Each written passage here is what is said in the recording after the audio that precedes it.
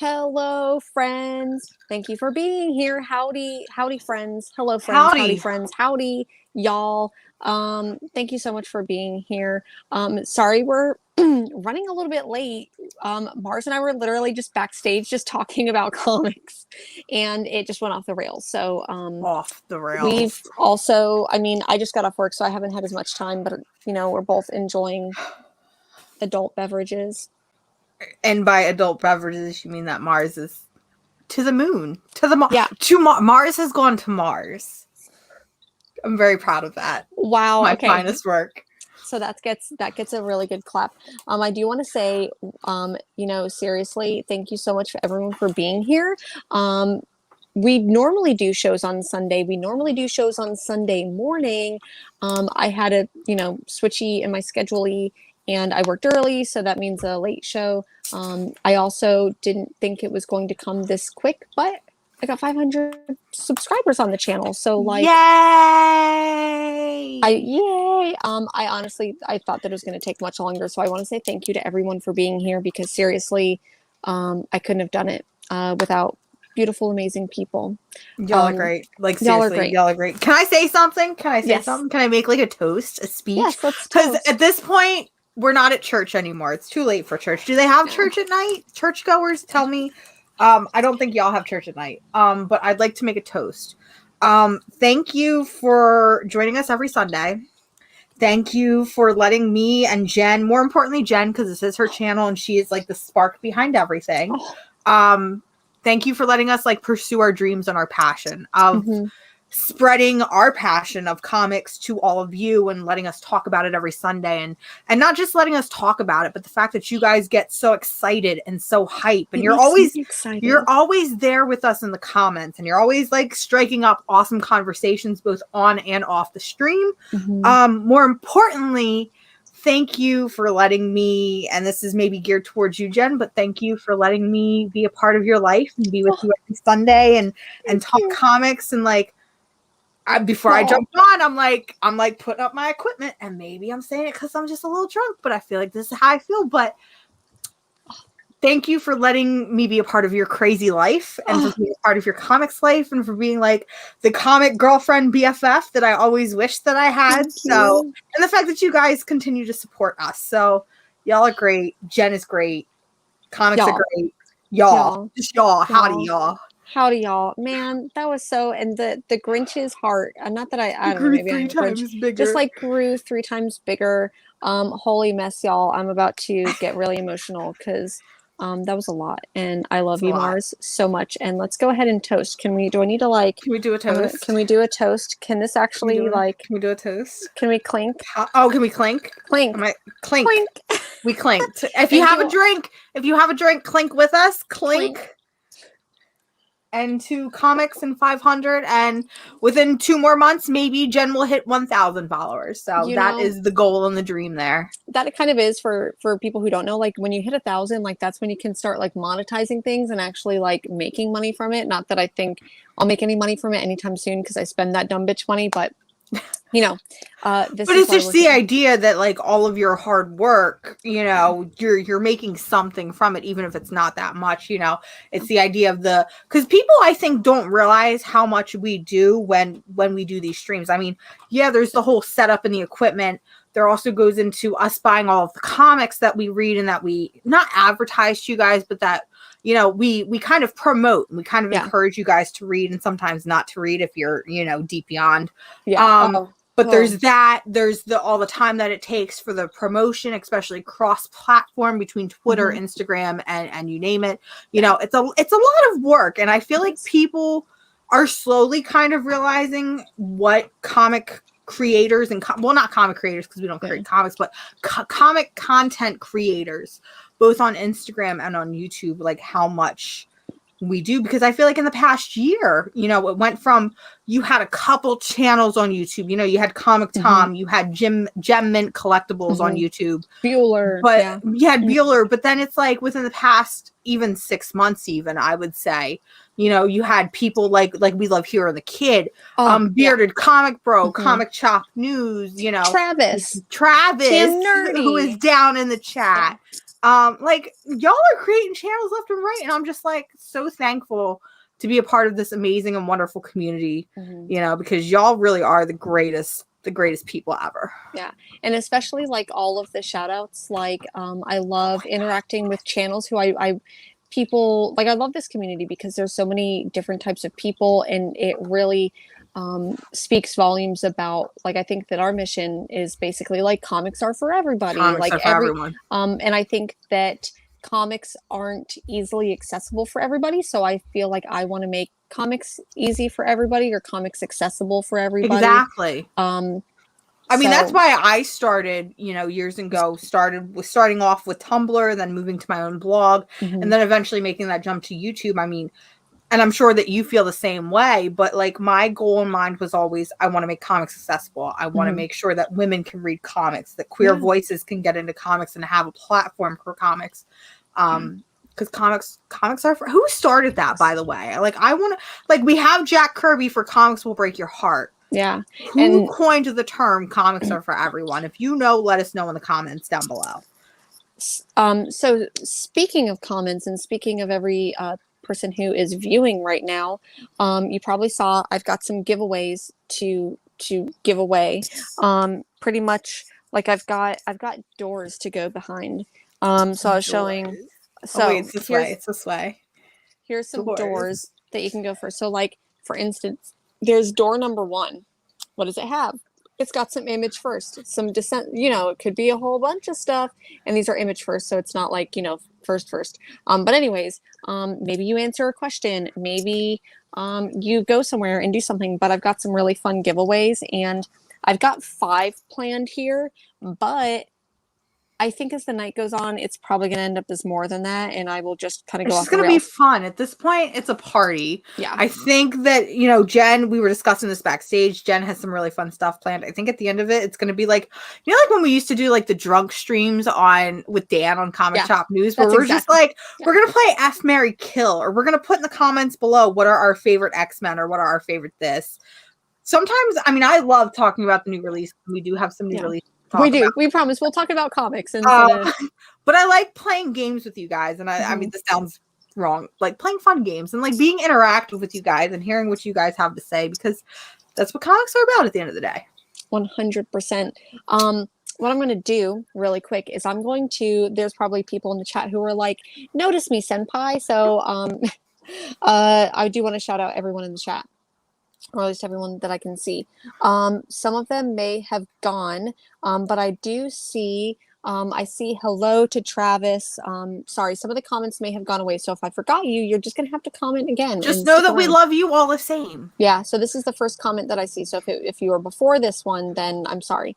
I also do want to say hi to Sheena. I love Sheena so much. She is probably one of my favorite people. I mean, you're all my favorite people in this community, but Sheena is so amazing. She's great. You're going to be up here with us one day, and it's going to be a fun time. It really is. Organ, I really appreciate you because you hooked me up with the Dazzler. What was it? The Witch Blood Dazzler. The Witch Blood Dazzler variant. Cover. So I really appreciate that. So maybe I'll see if I can find something to go into your box at the shop. Wink. Wink. And TC, hello. Tony Perez, and hello to Scott. Hola.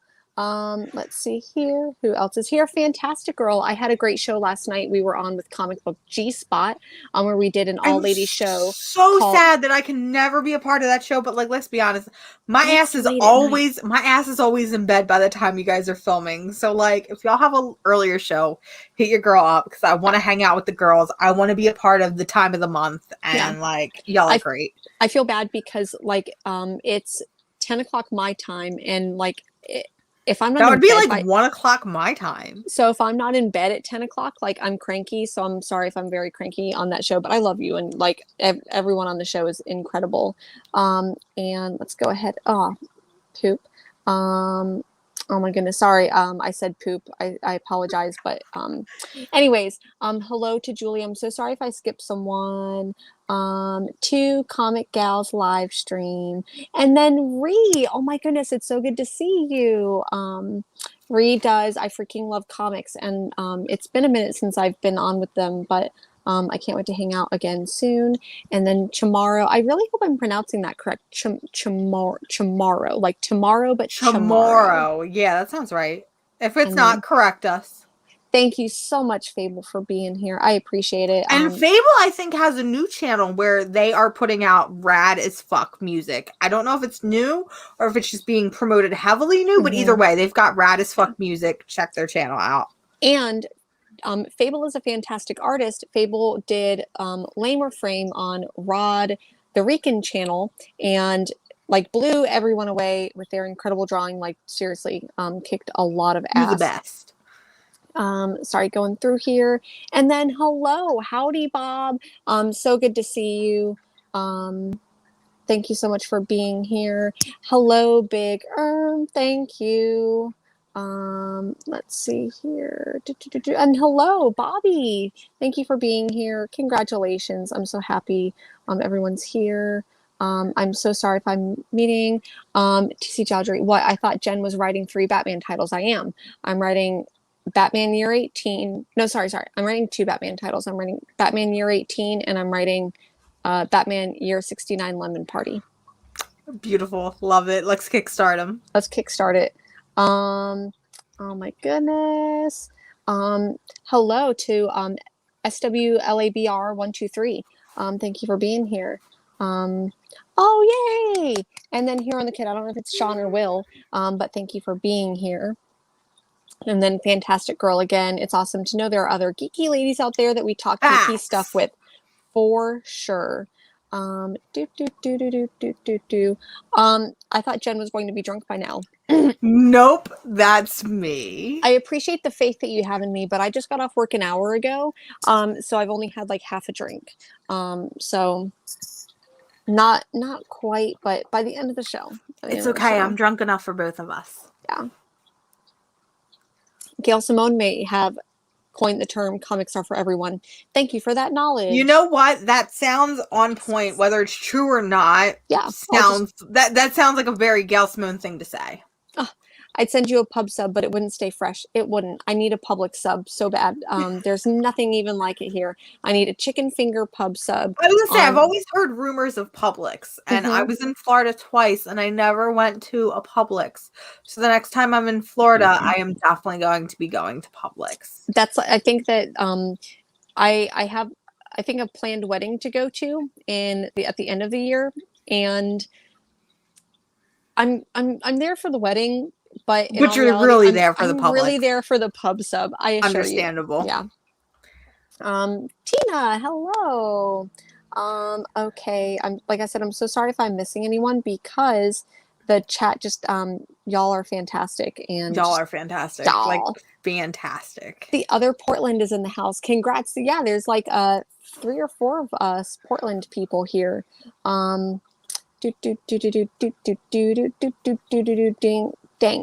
Dank comics. Missed the live show last week, but glad to see it now. Thank you. Yeah, because especially like I keep saying, there's going to be some giveaways. Like I've got a couple of trades to give away. I've got some like #1 issues to give away. I'm going to do like maybe 1 or 2 random boxes. I think I'm going to do one of the ones that I've got here planned to give away is door number 4 leads to all books that I didn't really enjoy, but other people really did. So in other words, listen, hear me out. Whoever gets that door, you're getting 4 copies of Deep Beyond and all the variants. Yeah, pretty much. Oh, hey, Small Town Collectibles. Thank you for being here. I was just talking about like channels that I feel like I wouldn't like normally interact with, and definitely like so happy to have like met you through this community, especially because of your shout out. Like I feel like I gained so many subscribers because of that. So I'm here because of you. So thank you, Jimmy. Really appreciate that. All right, hear me up. 2 comments up from that. SW Lab. Okay, yes. Thank you for reminding drunk me that I have Wawa, because now all I want is a Wawa hoagie. Listen to me. If you've never had Wawa, I was born, bred, and raised on Wawa. Listen, Publix might be great, but nothing will ever compare to a Wawa. So thank you for bringing that to light. I have had both, and I can assure you, Publix wrong. Okay. So I need a new co-host. No, I'm just kidding. Let's everyone fight in the chat. Can we all vote Pub Sub versus Wawa Hoagie? Is this like a house divided? Hell yeah, Wawa every day. How mad would you be if I just door dashed Wawa right now and they go ding dong and show up on the door? That's so funny because I can't even get Publix because it's like, Sad face. yeah. All right, let's go ahead and I really don't know what the chat is here for. I assume they're here for us to talk comics. Let's talk about some of the comics that we read this week. Do you have a favorite? Do you have a least favorite? Do I have a least Why don't we just pick what's on top? And that is Wonder Woman number 771. Okay. Listen, I love the last Wonder Woman so much. I read it 12 times. I loved it so much.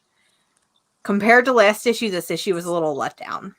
It was still very good. Don't get me wrong. It was still great. We got to see her interact with Thor, who is a giant jerk, surprisingly enough, but not really. But I don't know. There was just something magical about the last issue of Wonder Woman, and it's very possibly because it was so new and so fresh, and I don't know what I was expecting. Maybe I wanted more from this, and I over expected. However, can confirm, and I texted this to you upon reading it. If you caught our not our last show, but it was like about a month ago when we were first reviewing Wonder Woman 770, which is part of the New Frontier lineup. You made a comment, and then I made a follow-up comment that Dr. Psycho was going to be a huge part of this arc. And it's kind of a spoiler, but not really. But your girl was right, and Dr. Psycho shows up. So at that point, I'm just confirmed that maybe I should write comics, that maybe I'm as smart as comic book writers. That being said, I am still loving this version of Wonder Woman. I love the fact that we are seeing Wonder Woman in Norse mythology and taking her into a different light. I think I really was just hyping this issue up way too much. And expected way too much out of it, but it was still a really, really great read. And this cover by all the covers by Joshua Middleton have been absolutely gorgeous. So it's going to be really interesting because this starts to sort of tease that Diana is learning that she is Wonder Woman and comes from Greek, mythology and Olympian mythology. So it's going to be really interesting to see when we finally get that crack in the glass dome, because we know it's all coming. And when that reality hits, it's just going to be interesting to see how she reacts to it. Oh, for sure. I think that I missed that one this week. I don't know if I was just like picking all the other ones, but maybe you could co-write one of the Batmans. Ooh, very well could. I think that a lot of people here are like, yes, you should be writing comic that's books the more. dream. That's the dream. I would love, being a comic influencer. Listen, I love that, but I want influencer, but I would love to be able to write and edit comics one day. Like, that is the end goal dream. Whether or not that happens, remains to be seen. Yeah. Man, I've got a ton of books here, and I'm just. I was gonna say, what did you read this week? Because I know that I only have like 4 or so books that I read this week. It was a very light week for me. Some of these may or may not be like variants and like duplicates, and I did. I ended up like grabbing a couple things for people, so there could be like some stuff in here that there's definitely some duplicates. I would say there was 2 that I left off, being Autumnal number, I believe it was 6 or 7, and then Homesick Pilots, I believe that's issue 5 or 6, which ends the arc. I think both end the arc actually, and those are just 2 that I haven't had a chance to read because I feel like those are books that while I like them, it's hard to talk about them each and every month. Yeah, especially because like for Homesick Pilots, I feel like now having finished this first arc, I'm like, I feel like this would be a much better trade read now. Like I want to go back and read it. Oh my God, I'm so excited for the trade. I have that. Yeah. Not only that, but the trade was solicited already and it's only going to be a $9.99 trade. So if you have been waiting on Homesick Pilots to read it by trade, listen, when it's a $10 trade, you literally have no excuse whatsoever to pick it up. Because that's cheaper than, granted you had to wait. It's cheaper than the issues. Yeah. And I feel like a book like Homesick Pilots, which is extremely weird. Look at us talking about, we're not going to read it because it's hard to talk about week to week, but yeah, we're talking about it anyway. I feel like Homesick Pilots is one of those books where it is very, I don't want to say heavy, but it's definitely very weird. And there's a lot of very big moving pieces where that is definitely going to read, I think, 1,000 times better as a trade than it did as single issues. Not only that, but Caspar, I'm not going to pronounce his last name, but Wingegar. Oh my goodness. Watch me spend the next 2 hours trying to pronounce. Sorry. His fucking art is so absolutely gorgeous. Like, we all talk about DeMeo's art on We Only Find Them When They're Dead. And granted, DeMeo's art is absolutely gorgeous, but Caspar's art on Homesick Pilots and on the other things that he's done, holy shit, that guy gets like the punk rock vibes. And he made a tweet the other day that I thought was really cute, where he was like, I'm gonna do something different. And then he's like, subtext, pink and blue exist, because if you look at all of his art and look at all of his covers, everything has been pink and blue, and I'm like, oh, it's precious. Yeah.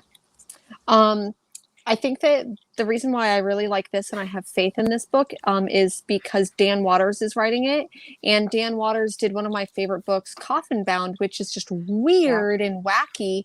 Volume 2 of Coffin Bound, like, I read the first issue of the second arc and I'm like, this is weird. I don't know if I'm into this. And then like 2, 3, 4, I'm like, what the hell?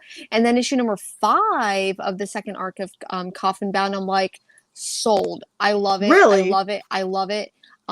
So I do think that if there were people who were like, I don't know how I feel about Homesick Pilots, I get it, because Dan Watters, maybe, I don't want to be like, he's Dan Watters, I feel is like, no, like, he's very modern gothic in his own weird way. I feel like that's the best way to describe him, is modern gothic. Yeah, for sure. Really quick, I want to go ahead and, I don't know if John is still in the chat here, if he's hanging out. I will definitely talk about these. But I do just have to say, John, I think that you need to be a professional bedtime story reader, because listening to you do, like, reading the backs of the books that were sent to your daughters, I'm like, John, please come and read me a bedtime story. Like, please and thank you. So in other words, we need to get him on audiobooks. 100%. Yeah, definitely picking up the... Definitely do. I think that comes out. I think that was just solicited in either May or June. Sheena, also, I love you. We love you, Sheena. But I think Homesick Pilots trade number 1 comes out either May or June. Somewhere around there. About right. One of the other books, I don't know, I'm still kind of torn about how I feel about this one. It's kind of a weird, obscure one, and it's The Girl Who Electrified Tesla. I ended up picking up 2 covers because this one is actually done by... Is that a first issue or a second Danny. issue? This is a first issue here. There was another series that was similar to it, but The Girl Who Electrified Tesla. I thought it was pretty interesting. There is a lot of, like, really cool history research that went into this that I thought was fun. So, man, I wish that it's basically about this woman who is... Would you say she electrified Tesla? Yes. Even though, you know, Tesla was really just, like, in love with his pigeons. But there is a lot of stuff in here. Like, let me kind of go to the back here, like fact versus fiction, and it goes into about how Nikola Tesla kept a white pigeon that he loved. Let's see here. Donald Trump's scientist uncle was hired by the FBI to investigate Tesla's death. So anyways, there's like a little note in the back from Cynthia Von Bueller that talks about it, and it was pretty interesting. So I feel like the book itself was still pretty interesting, but I thought that those anecdotes in the back were more interesting than anything.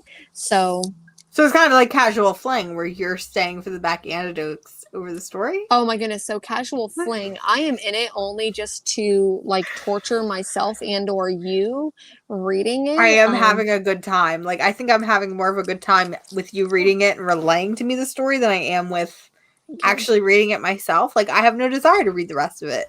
Yeah. I will do it so you don't have to. Who knows? Maybe in one of the giveaways, I will give away a copy of Casual Fling #1 just so you can, like, read it. Read it. One of the other books, I don't know if you got a chance to read this one. It was an Image #1. Did you read Home? I did. Okay. Yes, I did read it. I feel like you have some extraordinary thoughts on it that may crush what I have to say about it. I This really enjoyed it. no, Okay. I did. I did Okay. enjoy it. I did Okay. enjoy it a lot. I do I start with the good or do I start with the bad? Bad It's not necessarily bad. It's more constructive. is the artwork. I don't feel so. Home, I don't feel like needs to be a serialized comic.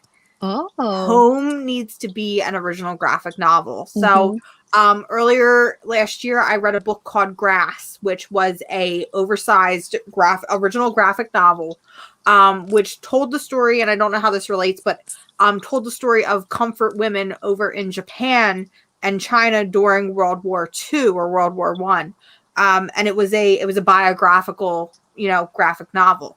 I feel like this is very similar, but with Mm-hmm. superpowers thrown into it. And it just kind of reminded me of Grass, where, I enjoyed Grass because I was able to read it in one sitting, whereas this is being broken up month to month. And I feel like it's kind of taking away from the story. Yeah. That being said, I read this about an hour before we went live. I actually struggled to get through this, and it's not because it was bad. It's because of the nature of it's a very heavy book. And especially with everything that's going on right now, I think it's the fact that because we are still living in it and the fact that it is still going on and that the issue itself has not been resolved. Because I'm sure we've all seen, the detention camps and the ICE camps and children being ripped away from their parents and their families. I'm sure we've all seen it, on screens, on social media, on the news. But I feel like being able to read, even if it is a fictionalized perspective of it, Mm-hmm. being that close to the mother and her child and seeing the emotions that they go through as the child is ripped away, Yeah. It was hard to read. It was hard to is. read, and with good cause. You know what I mean? Like, it wasn't one of those where it's like, oh, it's overly. It wasn't like Berserk, where I'm like, oh, I know that's weird to compare it to, but Yeah. Berserk was hard to read because it just felt unnecessary. This was hard to read because it's factual, because it's true, because it's still going on. For sure. One of the kind of like the conversations that we had over on Hero and the Kid this last Friday was basically so the premise of the story, for anyone who hasn't read it, who didn't get a chance to pick it up, this is going to kind of spoil it a little bit, but not really, because you would, if you read the previews, because you've been leaving, you're living it, so there's nothing to spoil. But basically the premise of the story is that there are these migrants who are coming from Guadalajara over to the U.S.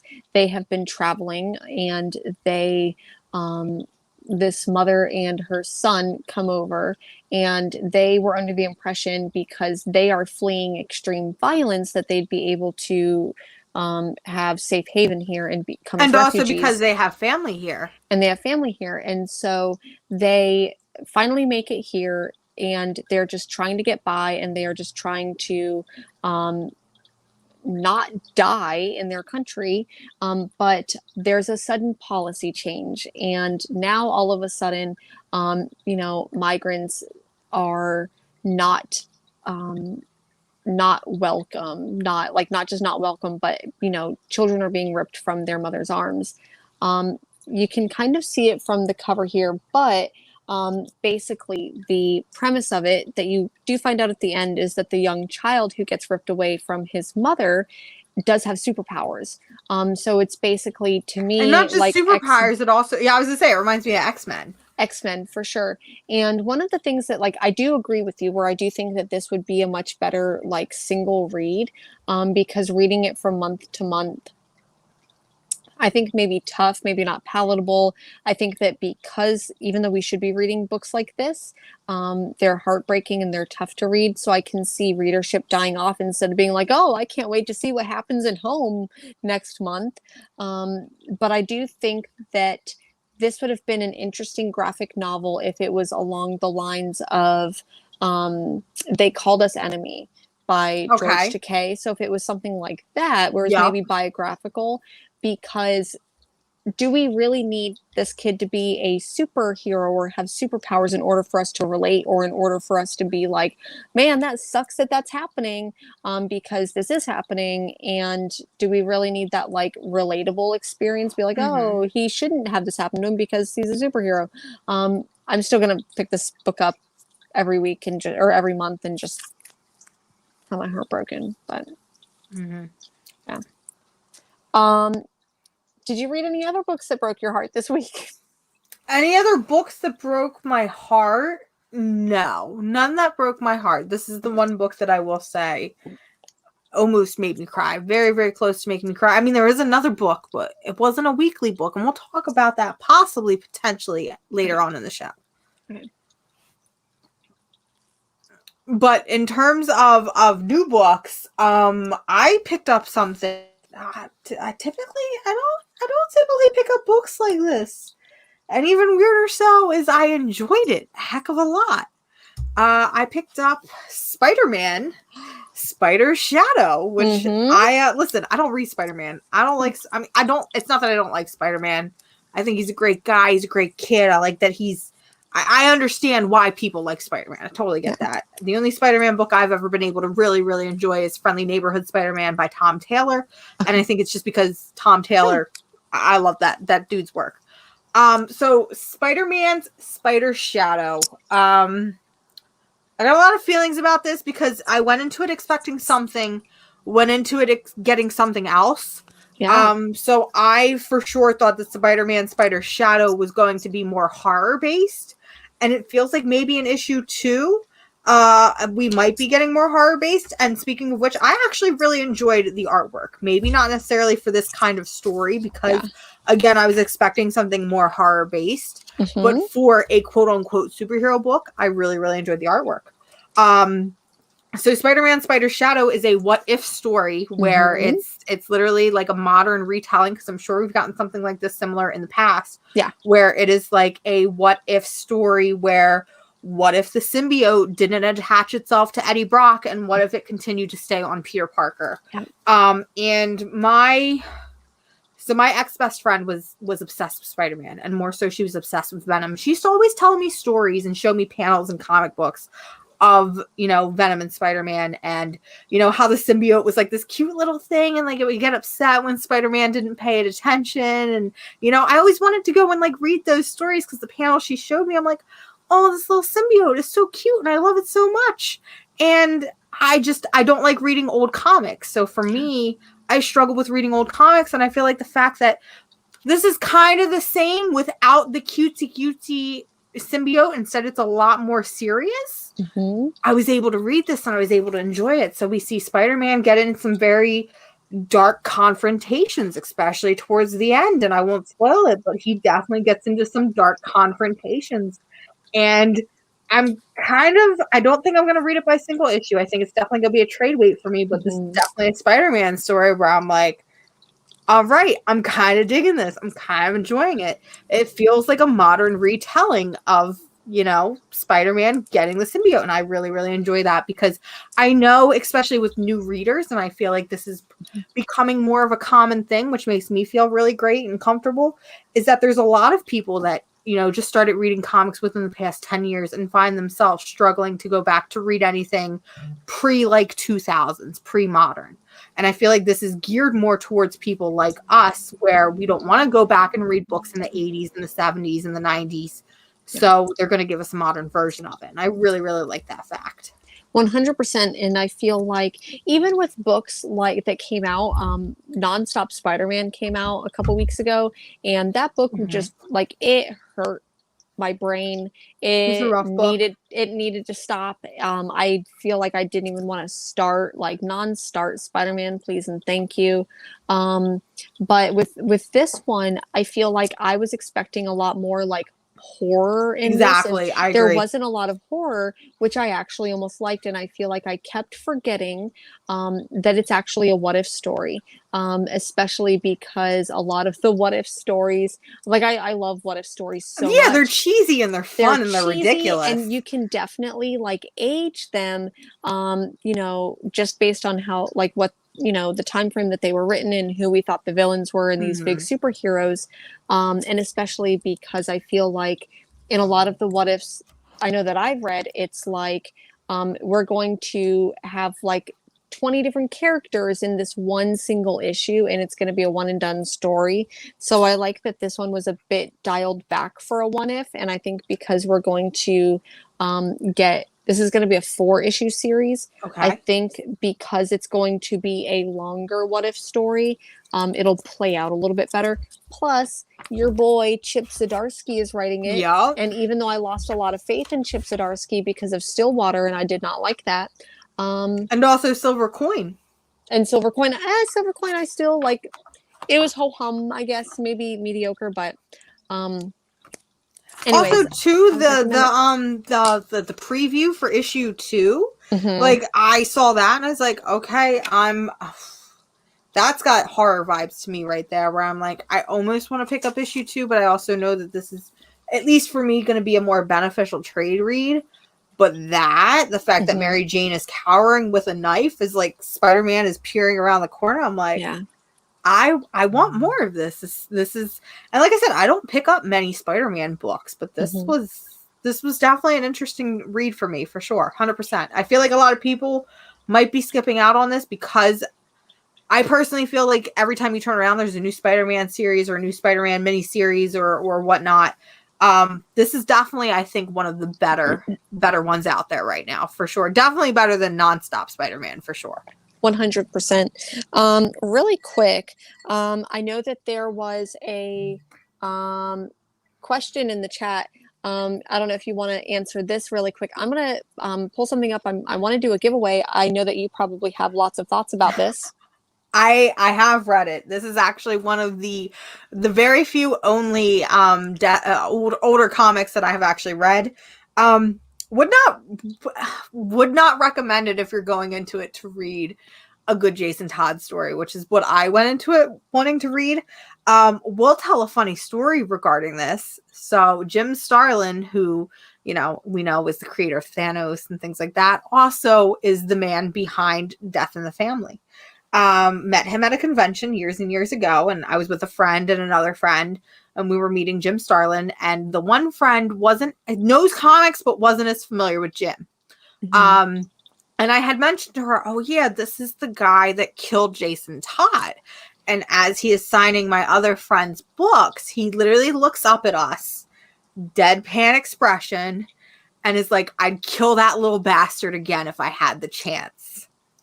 And me being the Jason Todd fangirl that I am, almost started crying.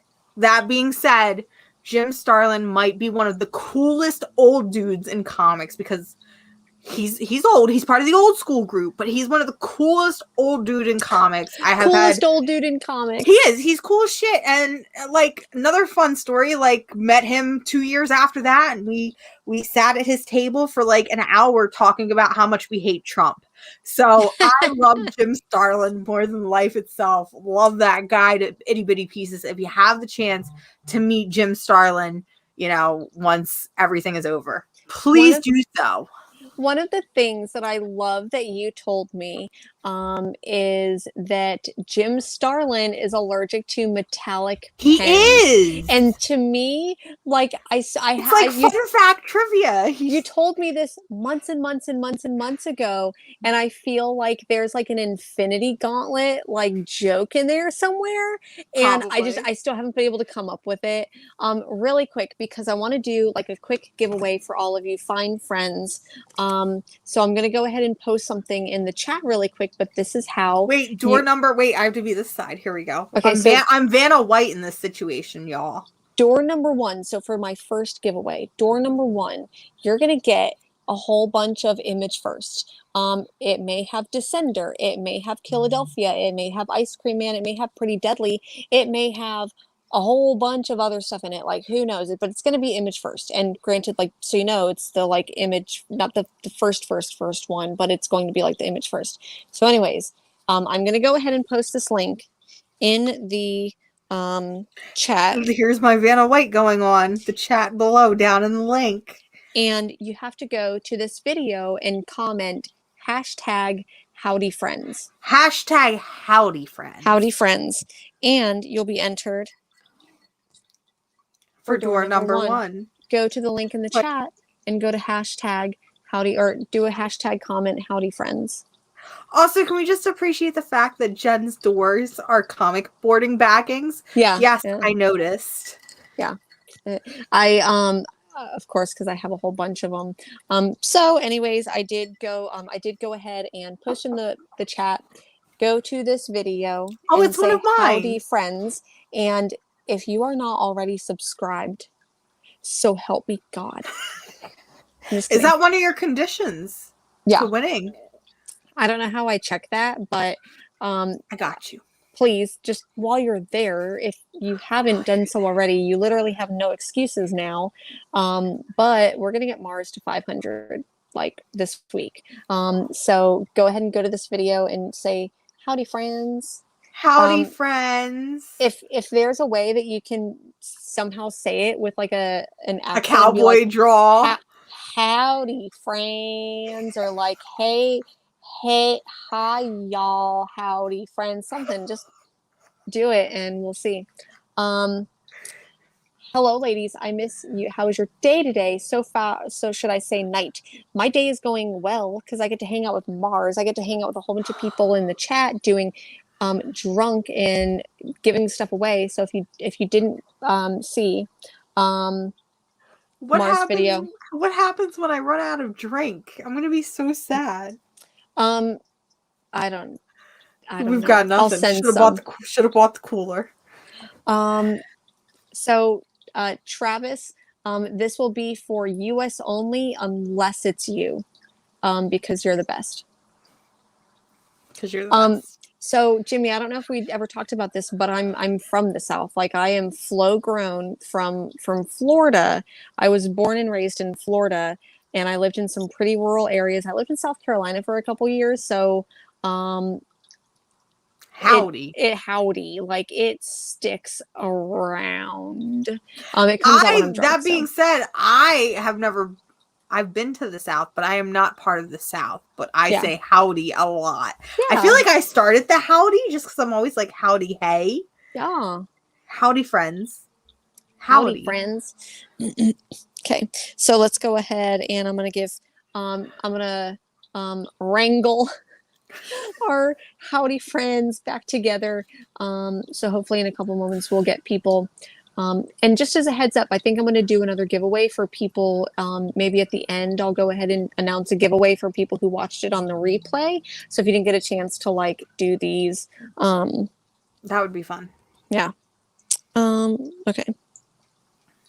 Cool. So what else did you read this week? Because I know did you read more than I did? Because I only read 4 books. Oh yeah. Yeah, that sounds right. I only read 4 books this week. Wow. I did read a lot. Were those the only 4 that you read? No, I have 2 more that I haven't talked about. Okay. We've only talked about 3. We've talked about a lot. I have 2 more books. Okay. To talk about. So really quick, I don't know if you read this one, but so Daredevil, I did go ahead and read this and segue because it's also Chip Zadarski. I don't know if his name is up here. So Chip Zadarski is doing Daredevil. I'm really glad that this is called Daredevil, and it started off with Daredevil. Spoiler alert, like the first of this arc. Daredevil goes to jail like he did years ago. But anyways, he's in jail. He's kicking ass. But while she's out and about, Miss Daredevil is getting a sidekick, I guess, and she's training this sidekick. It's really emotional. This should honestly be called Elektra because it's Elektra, not necessarily too much Daredevil. But I'm really enjoying this. I need to pick up one Daredevil. That's one of those books that I need to rush it in from the library. So I'm definitely going to be putting that on the list for the next library haul. I can definitely tell you I have not been like keeping up with Daredevil over the last couple of years, whatever. I know that writers who have written Daredevil, it is a contentious and hot topic within the community. I like what I like, so I couldn't really give a shit. Even though I'm one of those people who I'm like, I have a very strong opinion about these things. But anyways, I feel like you could almost pick this up at the beginning of this arc, like if they trade it, like however they do it, you could Okay. probably have a very basic knowledge of Daredevil and just pick it up and Go from yeah, there. go from there. Beautiful. Love it. Yeah. Okay. Go ahead and talk about one of the books that you did, because I'm going to check the video here and I'm going to pull a winner from one of these books. So the only other physical book I have, because the other one I had to read digitally because our shop didn't get it. But the physical book that I have here, it is Super Sons #1. Oh, I didn't get that one. So ran yeah. away. So I believe that this was a digital first only book. So we're seeing Peter J. Dupassi pick back up the Super Sons, and he did the previous Super Sons book, which I actually really, really enjoyed, and I kind of enjoyed this one as well. So it is Damian Wayne, son of Batman, and Jonathan Kent, son of Superman, teaming up to cause all kinds of ruckus and adventures. And it kind of does. If you liked the first series, you're going to absolutely love the second series. I feel like this is another really, really great middle-aged book where it's just Damian Wayne and John Kent having a blast, picking at each other, and just doing dumb superhero stuff that you would expect dumb preteen boys to do. There was a lot of really, really funny dialogue in this book that made me laugh out loud. Now, granted, it's very possible that it's because I read it while drunk, but I did find myself laughing at a couple points of this book. Again, feel like this is a really, really wonderful middle grade read for a lot of readers. It's kind of an all ages read. It's a little dense maybe for a middle grade read, but it definitely reads towards a younger audience. That being said, this feels like another book that I don't think needs a single issue treatment. I feel like this book might have done and prospered a lot more if it had been one of the DC comic original graphic novels that we're seeing these days, because I feel like those books have been doing really, really well in terms of an all ages audience, in terms of telling these original stories that we're seeing. But I still really, really enjoyed this. So if you're a fan of either character, also they gave Damien this really, really precious side cut. What would you call that? Like an undercut? Undercut. They gave him this really, really great undercut. And I just feel like stylistically that's a really great design choice for him. So love their relationship, love how they feel with each other, because it's like, I'm the best. No, I'm the best. And just preteen boys having a My Dick is Bigger contest, but they're kids. So it's cute. It's precious. It's literally precious. But this book teases a female companion.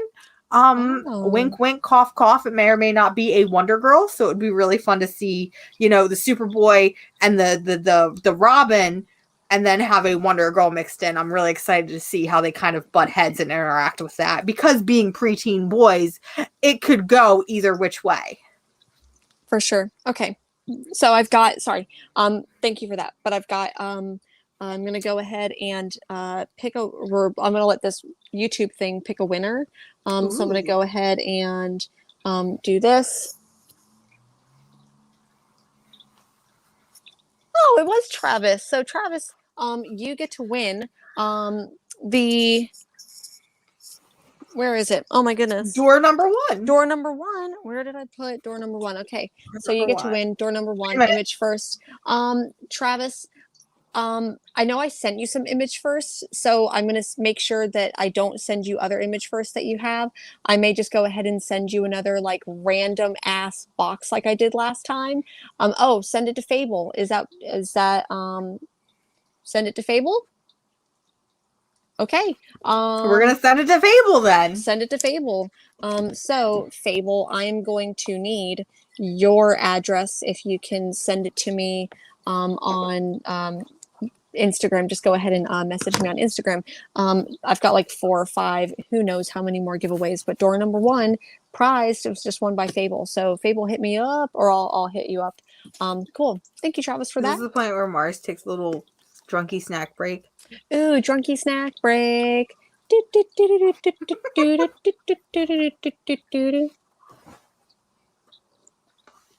Thank you for watching our crazy ass show, guys. Just a blast. We've got more comics to talk about. I've got more stuff to give away.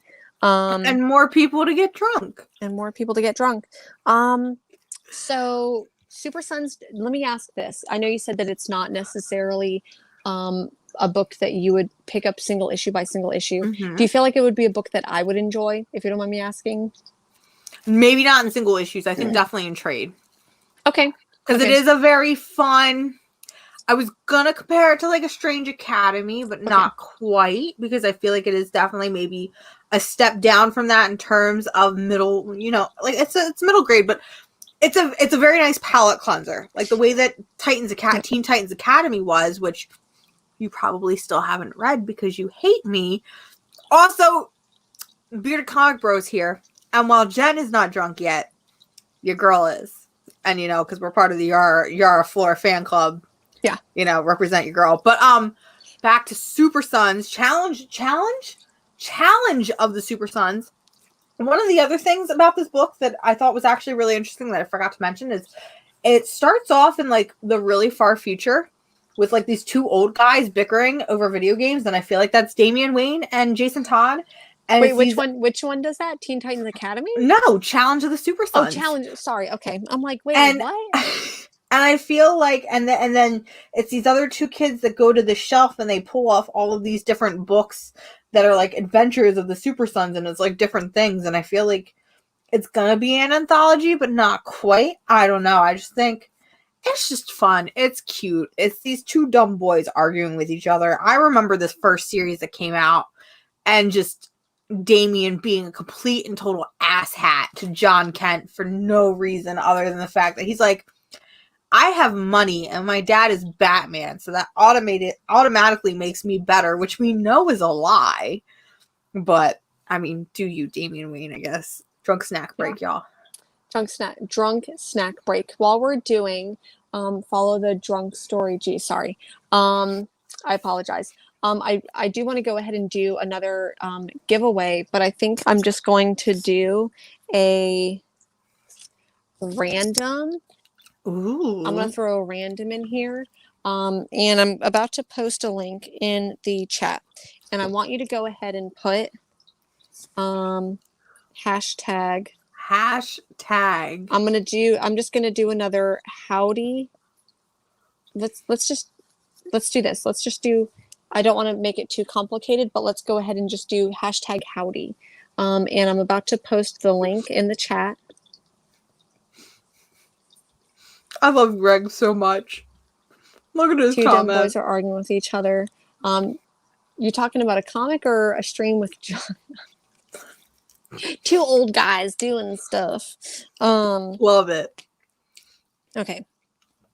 So what I want you to do is I want you to go to the link in the chat and just say howdy to this channel. So go ahead, and if you're not already subscribed to this channel, You gotta do it. You've got to do it. So I'm going to go ahead, and this is going to be the most random box ever. And when I say random, I may put like postcards, I may put comics, I may put all of the above. If you like my cat, if you like my cat, I may put some of his fur in it. And random. It could be so random. It could be a really hot issue. It could be something. So anyways, it's going to be random, but I promise you it'll be fun. But go to this video that I just posted and just say hashtag howdy to this video. And go follow this person too. I'm curious what the video is. Can I win the giveaway? You can. Go. You can. I'm going. Go. Oh, nice. Jimmy, you do. It's fun. It'll be random and it'll be fun. So anyways, go to this video. Just put hashtag howdy. Now I'm struggling to find the comment section. Oh no, I'm too drunk for this. I'm not gonna win the giveaway, guys. It's fine. Oh, there it is. Yeah. So go to that channel, make sure you're subscribed to that channel, and in that go ahead and put hashtag howdy. And in a few moments I will go and I will do another like random comment picker. Okay. I'm really not going to send Luna fur. I I promise you, I'm not going to send Luna fur, because I actually collect. I collect his fur, and I keep it, and I keep it. I don't know. I'm just kidding. She makes Okay. baby Luna clones. I like little baby Luna clones. Did you know that you can make yarn out of cat fur? That's a thing.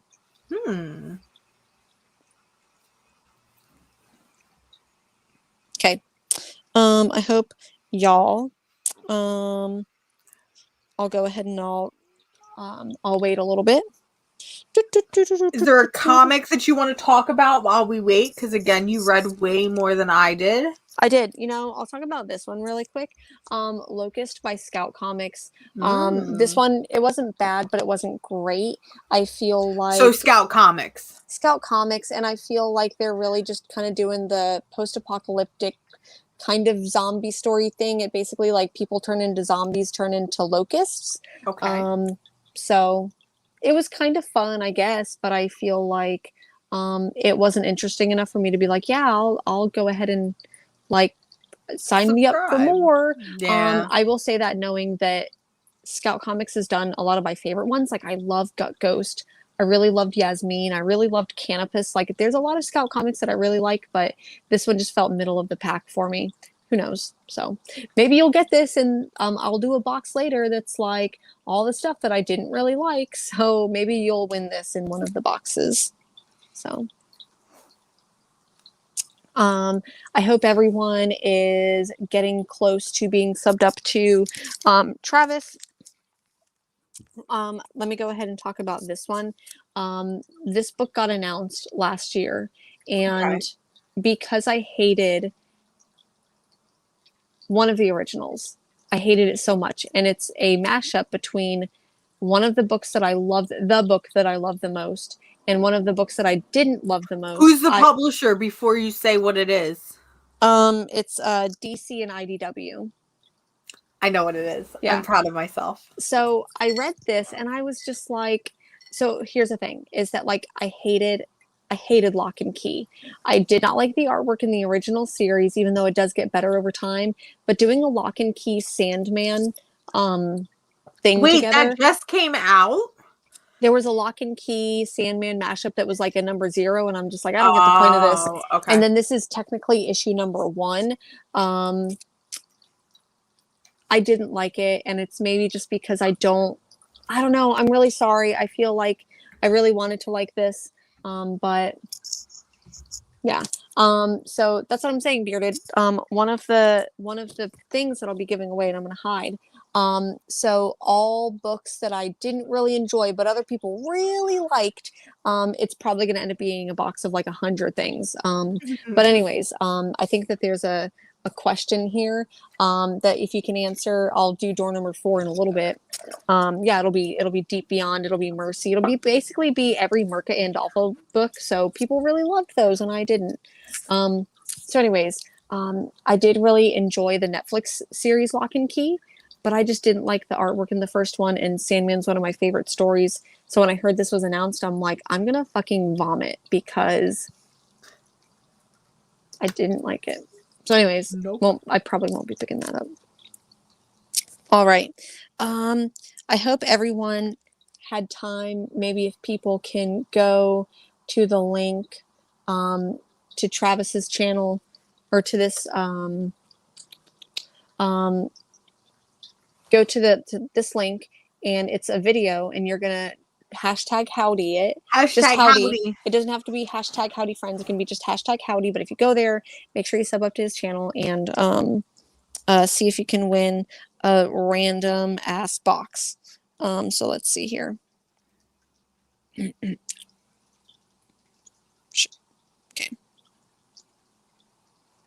Sorry, everyone. Give me just a few seconds. Yeah. That's like the constant song that's playing in my head. Constant song in Jen's head, y'all. So how was everybody's weekend? Put in the comments below what books you read this weekend so that I can add to my ever-growing TBR stack and eventually never possibly read it. Okay. So I think we've got some winners here. So I will send you the fear box. Are you talking about the Gom Jabbar from Dune? Are you talking about like put your hand in the box and like we're going to determine if you are an animal? Yeah. Mars, talking about Super Sense again. It was really fun. It was really cute. Damien and John hate each other. It should have been a DC OGN novel, not a serial series. But Peter J. Tomasi really gets these characters, and I had a really fun time. And it was kind of funny, even though I was really drunk. Okay. Really quick, I'm going to do another. So 19 people did this one. Let me just make sure. I'm going to do. Okay, so it's 19. That hasn't changed. Let's go, friends. So pick a random winner. No, I can't win. No, I forfeit my win to the next person. Oh my god, and you even said hashtag drunk howdy. Are you hashtag drunk howdy? I'll send you a random box anyways. I love sending you random box. I actually have a box for you anyways. So She's if you're crazy, okay, y'all. If you're okay, I'll go ahead and I'll do another one. I'm gonna hit the drunk howdy again, y'all. Oh. TC! Yay! Okay. TC. You should be on Instagram, right? Send me a message with your shipping details. Your shipping details that I can send things to. And you'll get some random stuff. I promise there will be very minimal cat hair in it. Hashtag drunk howdy, new favorite hashtag. So just so you all know, I do have a couple other giveaways. So we'll keep talking about comics and we'll keep drinking more. Yeah. Well, you'll keep drinking. I am unfortunately out of beverage, and my life is infinitely more depressing because of it.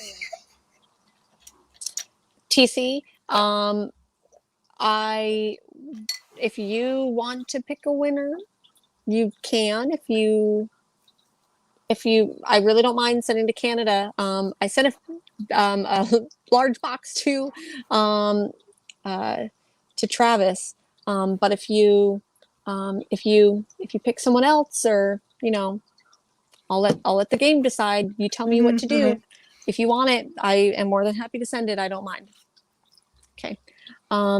TC, just let me know if you want to send, like, just message me or something.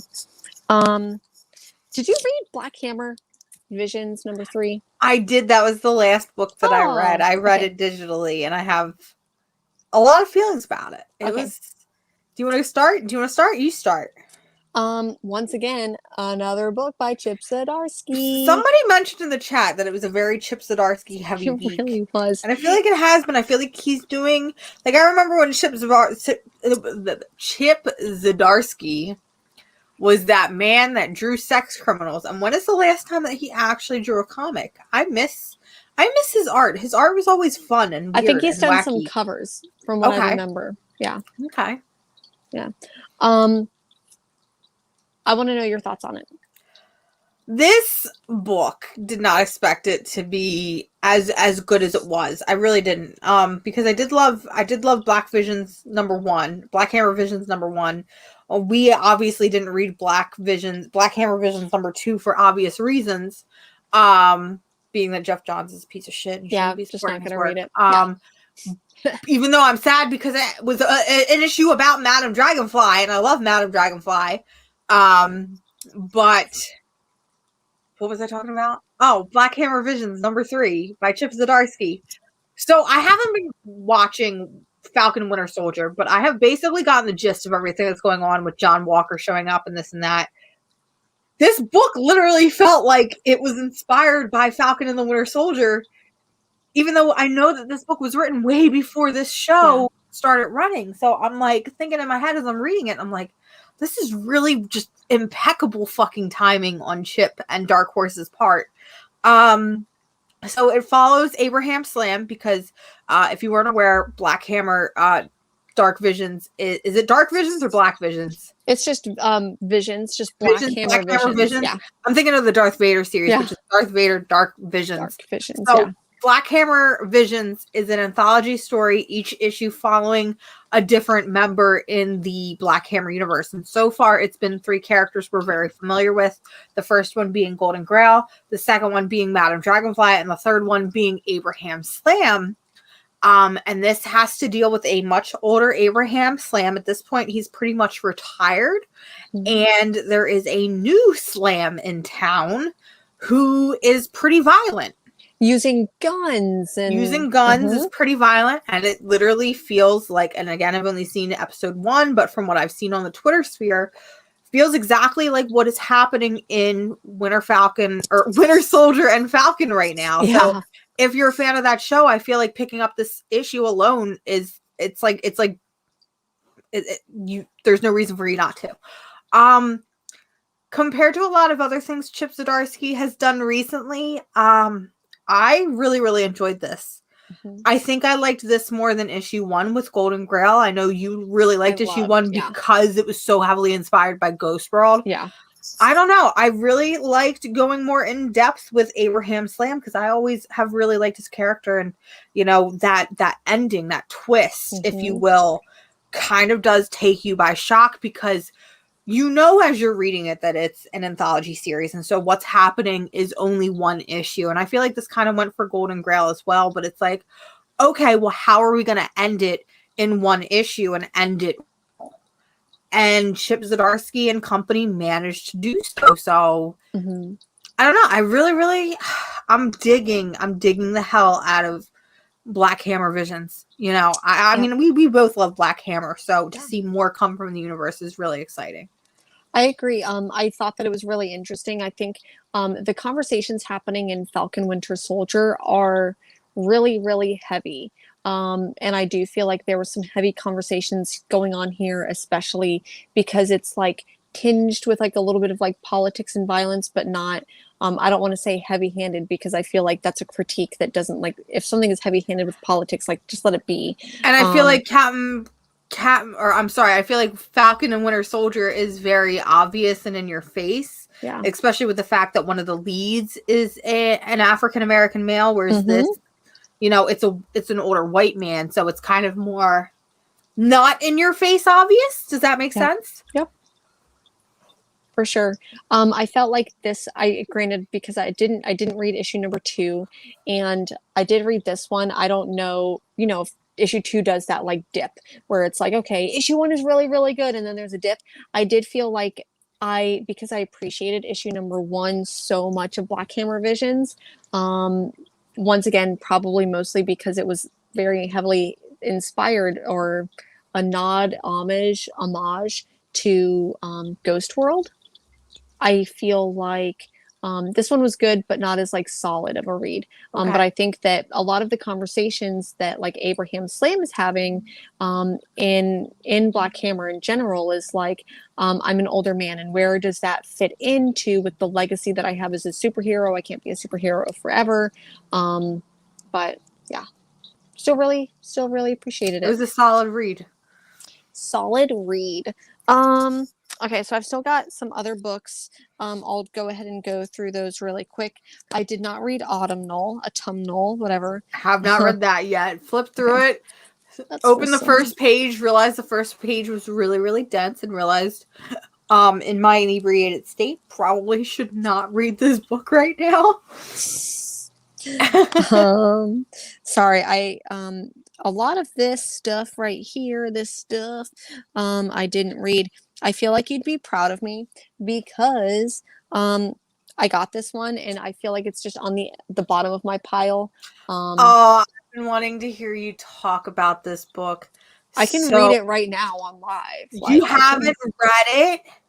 How are you supposed to tell me the story of it? So, okay. So first off, before I lose this train of thought, because it's fleeting, I see the Lonely Receiver trade sitting on the arm of your couch. I'm very, very upset that my shop did not get it in, and I forgot to pre-order it. I need to get my hands on it, especially because knowing that it was like your favorite book next to Blue and Green, I really, really want to read it. Okay, well then, girl, you're getting a random box, and guess what's going to be in that random box? It's going to be a Lonely Receiver trade. It's not random at that point. Yeah. No, Carmen, there's so many people on the gram right now that love this book.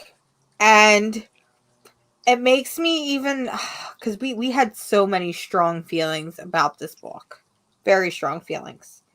The fact that a lot of the people right now that are saying that they like it too are women.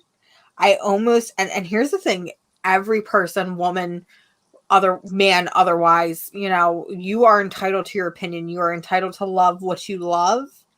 But at the same time, I almost want to shake these people and be like, what are you thinking? This book is so awful and so weird and it makes me so uncomfortable. But again, you are entitled to your opinion. Unless you like Frank Miller's Batman, and then you're just unabhorribly wrong. Sorry, Jen, you just lost like 20 followers, but I had to speak the truth there. Anyway, you're entitled to your opinion. Carmen is just, the covers are gorgeous. I'll give it that. The covers are gorgeous. They are, and the internal. Sorry, I just opened a one page and one panel. I will send you a picture of this later because it's literally ridiculous. I want to see it. Can you show I do it this on without? screen? Can I? I don't know if She's gonna get us desensitized. We're gonna get kicked off of YouTube. No one. Quick, 20 seconds. 20 anybody. seconds. No, it'll be 1 second. It'll be 1 second. I'm really, really sorry. Okay, 3 seconds. No, why? Oh my god. Okay, I definitely want a picture of it later so I can like actually see it, but I kind of got the gist and I'm just like, why? Why? Okay. I love that Greg knew what panel before you even fucking showed it.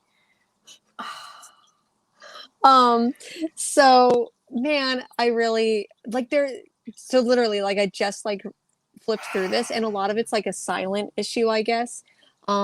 Okay, so here's what I have to say, everyone in the chat. I'm holding up Carmen, but really what I'm going to do is I'm holding up a different book. And the different book is actually called The Many Deaths of Layla Starr. And everything that I did not like about Carmen, I loved. And it comes out next week. And it comes out next week. I need everyone to buy it. I need everyone to buy The Many Deaths of Layla Starr. I literally just flipped through this. And I will not read it again. So, you know, someone is maybe going to get that. It may be an R-rated box, but okay. Why does it exist? Why? How? Why? You know, I think I messaged you when I picked that book up and I'm like, I don't know why, but I picked it up. You said why, and I said why. I was kind of looking forward to you reading it because I wanted to be like a casual fling where you just recapped it to me. Mm-hmm. But I feel like this book isn't spicy enough to recap the way that Casual Fling does. No. Like Casual Fling is like a daytime soap opera. Yeah. Okay. But I do have one for you that is not one of this week's books that I did read that I said I would read and that I said I would pick up. But it wasn't Teen Titans Academy, but it's from last week, and it's the Magic the Gathering book. Okay. Okay, can I be very honest? Comments? Yes, please. This is a safe place. So I did pick this up, and I don't know anything about Magic other than I tried to play it a couple times, and I know that there's land that you can get, and I know that there's other pretty people, and I know that there's land that you can get. I love that. Is there Ravnica? Is that a thing? Yes, that is a thing. Okay, so there's my extensive, and I know that you get like HP or something. That's basically what I can remember about playing Magic the Gathering. It's fine. I did not enjoy playing Magic the Gathering, even though I won every time I played. I just didn't like it. Anyways, artwork is really good. Mm-hmm. I felt like I was lost in the story. But I feel like this could be a very big, epic fantasy story if I could just like grasp it. Okay. Does that make sense? That's fair. So in other words, when the Netflix anime eventually happens, because it has been announced and it is being done by the Russo brothers, then you will finally understand. That's totally fair. I totally get that. Yeah. So I appreciate it. I'm gonna trade weight it, I think. Maybe. Okay. Who knows? Maybe in a month from now, depending on how I'm feeling, I'm like, I need to spend more money.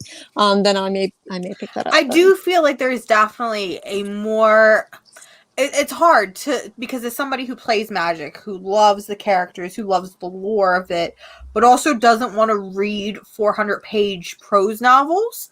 Yeah. I'm like, okay, I'm getting something really, really good right now, especially compared to what we've had in the past. And while I'm here saying I think that people should read it, even if you don't play Magic or don't know the characters, and it's still going to be really good. Again, this is my skewed perspective as somebody who loves Magic, loves the universe, and would die for Queen Vraska. Can you just agree with me there that you would die for the Gorgon Queen? Because she is the best in the biz, and I love her so much. I thought that the characters, even though maybe I read this too briefly, but I feel like I didn't get like a feel for the characters. Okay. That's fair. That's fair. I feel like they kind of very briefly touch upon them. But me knowing and playing the game, I'm like, okay, I know who Ral is. I know who Kaya is. I definitely know who Vraska is. Fucking Jace showed up and I wanted to kick him out through a window because he wronged Queen Vraska and I'm going to kill him. This all means like I know. It's funny because whenever, it's all made up and the points don't matter. Well, no. It's cute because it's like, like if you talk about like comic books, like you're talking about Super Sons, and I'm just like, I know these characters and I know a lot of history about them, but I just don't keep up with them and all of that. So I'm just like, I'm listening and I can make it out. But then just now I'm just like, I'm lost. Like I'm a little kid at Thanksgiving sitting at the kids' table, and I'm just like, the adults are talking about mortgages and things like that. And I'm so is it like Charlie Brown when the parents are talking, you just hear but I'll pick out and I'm like, okay, that makes sense. I remember that. Okay. I know we talked about this book. But I don't know if you read it, but Joker. Did not read it. Briefly, and I don't condone this, because as somebody who worked in a comic shop, I hate it when people do this. Definitely, maybe totally stood in my comic shop and flipped through it and read the very important parts of it. And by the important parts, so another panel, so like in the same way that we're like, I fucking hate this panel with Carmen, it was like I totally appreciated the same panel in because it's the same artist or in Joker. Oh, it is. It's all Guillaume March. Have a great night. It's all Guillaume March. So do you want to talk about the first appearance? Because I might break out into a sweat if I talk about the first appearance of who shows up in this book. She pretty, and I like her. Like I literally, I think Wednesday morning you messaged me with the panel, and you're like, "Look at this beefy babe," and like she's so thick. That's literally the conversation we were having on Wednesday morning because that's what we do. I sent that text to Jen. Now, granted, remember I'm on the East Coast. Jen is on the West Coast. I sent this text to Jen at 7:45 in the morning, my time. So I got it like as soon as I woke up at like 6 o'clock in the morning here. And that's okay. I like waking up on Wednesdays that way. And so I feel like I was totally prepared. This should not be a Joker book. This should 100% be like, I'm so glad I picked this up because I know when it got announced, we're like, are you kidding me? Do we really need a Joker book? Come on, guys. But it doesn't feel like a Joker book from what I've heard from people. Yeah. And joke's on me because I actually am liking the Punchline mini stories. I think that these books do get a lot of shit because like this one was $4.99 and then they upped their price and they're $5.99. So I think a lot of people are like, why am I paying $1 extra for more content that I didn't ask for? I totally get it, but I would say this is worth it. I'm going to be picking up issue 3 and 4 and whatever. So we never talked about who made their first appearance. We just talked about how beefy and perfect she was. Go ahead and you talk about your new girlfriend. Oh, I don't even know her name. Is that sad? I love her, but I don't know her name. So we get the first appearance of Bane's daughter. I don't know what more you want me to say on that other than she is beefy and thick as fuck. I will definitely say that it totally burst my bubble that, because I always had this strong believing, especially when we read when I read Gail Simone's Secret Six, that Bane came off as very asexual. Mm-hmm. This definitely burst that bubble. However, it is very possible that she was genetically engineered and he did not do with somebody to make the baby. I can totally believe that. And I think that's what happened, but whatever. But I don't even know her name. but I know somebody says please show Bane's daughter for research. I will. I've got it. I've got it here. I don't know her name, but I know I love her. I don't think she has a name. That's fine. I am willing to die for her already, and I don't care. I just... Okay, so her name is Vengeance. I was thinking that it was Vengeance. That's what it is. It's Vengeance. That's right. Because it makes sense, because he first appeared in Vengeance of Bane #1. Oh, I see. See, we're learning. We're learning is the friendship. She's a clone, so she's not even his daughter. So what is the point? I just want to listen. If anything happens to Vengeance, at this point, I have lost my battle for Big Barda. Big Barda now belongs to Scott Free. I don't know why she belongs to Scott Free. I mean, doesn't belong, because no woman belongs to anybody, but she's married and wifed up to Scott Free. They now have a baby. I understand that. I love and respect that. Vengeance has not claimed anyone yet, has not pledged themselves yet. Please love me. That's all I can say. I just love her. I love her. I'm gonna show the people what they want. I'm gonna show the people what they want, and this is literally gonna be like 20 seconds. And y'all better not tell YouTube. Don't do it. If YouTube asks, we didn't do it. Close your kids' eyes. John, if your kids are watching, they don't show anything. It's not that bad. They don't really show anything. I guess you're right. And I did just show like a total. So anyways, here you go. This is Vengeance right here. Can you? She's perfect. Like, here. So I'm gonna do this really quick. She's so thick, Jen. Look at them arms. Look at them muscles. She could crush me like a grape. And then I love this because it's like, who's your enemy? It's the Joker. Translated from Spanish. And I love the variant. So there's like, what is it? Like a 150 variant. And I'm like, listen, my soul, listen, wants this variant so bad. But I am not willing to pay the $300 or $400 that it is going. I can't. I physically can't. However, listen, hear me out. If you are a kind soul, shop owner, comic viewer, you name it, who has managed to acquire the Vengeance variant of Joker #2 and would like to make your girl the happiest lady on the planet, DM me. That's all I'm saying. Just DM me. Thank you. Appreciate you. Goodbye. I think that it's time for another giveaway. Another door? Another door. So it's going to be door number 3. And it's going to be some random #1 issues from Dark Horse, Aftershock, Vault, Scout, probably also Image. I don't know. It's going to be like random #1 issues. What should it be? I didn't put anything. What do you want it to be? Oh, man. Listen, okay, I got it. I think I like this. Okay. I like this one. Okay.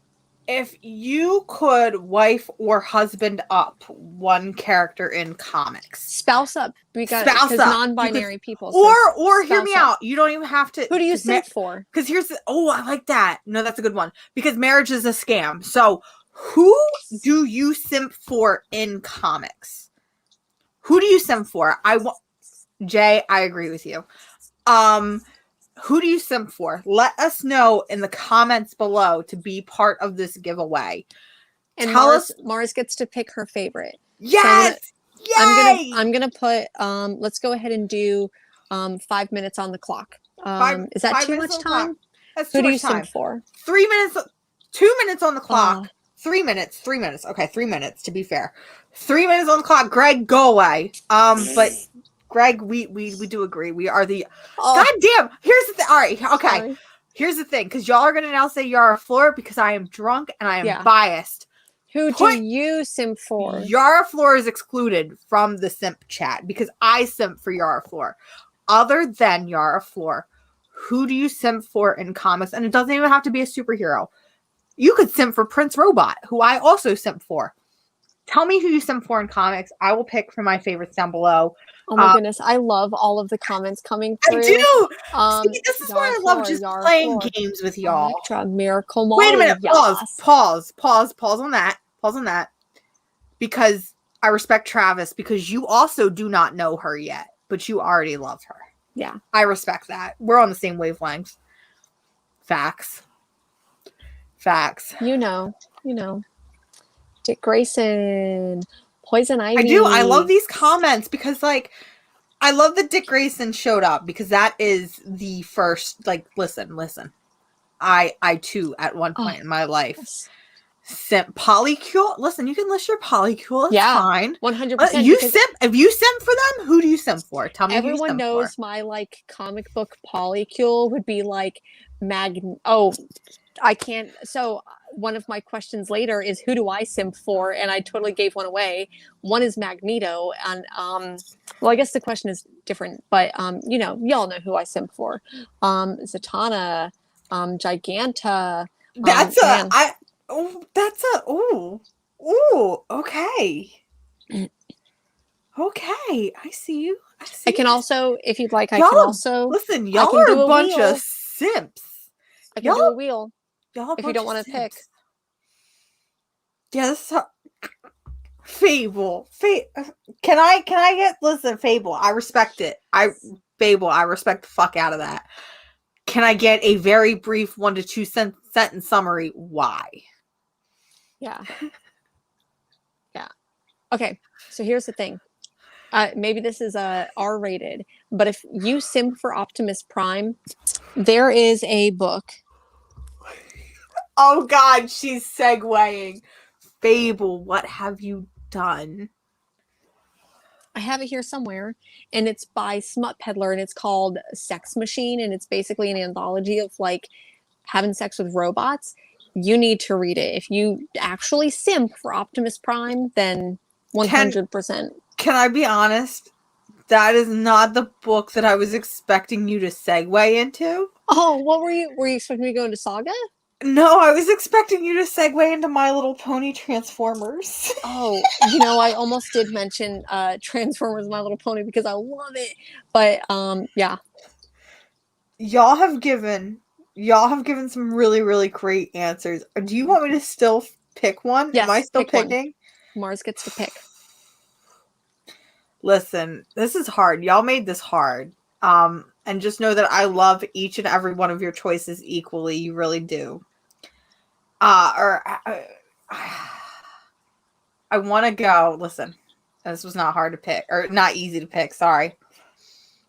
I want to go with Bobby's answer of Giganta because, listen, that's a whole lot of woman, my dude. Like, listen, that's not just I simped for this. This is I prepared for this, and I am ready and willing. So I'm picking Bobby as my winner because, listen, not a lot of people are willing to pick Giganta, so you must really love that woman to pick her.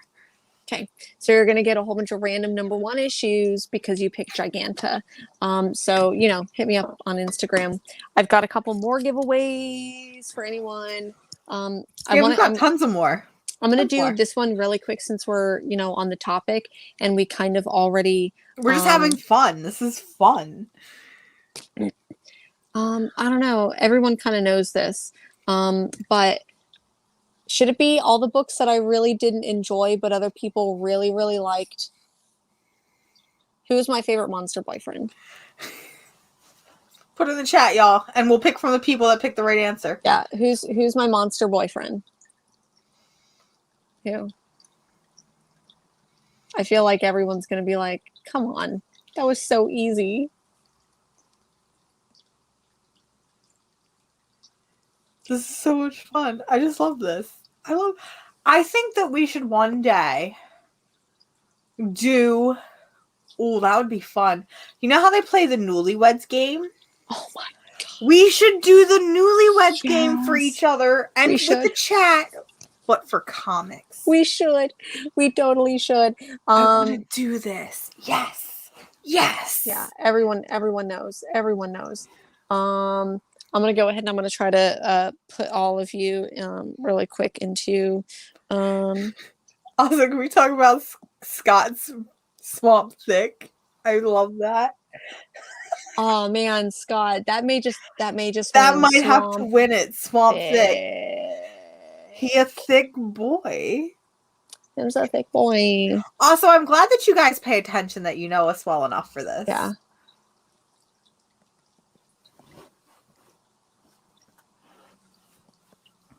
You guys are great. You guys are like, listen, we talked about this a little bit when we started the show, but like, we would not be where we are without this amazing chat community. For real. Because you guys, listen, hear me out.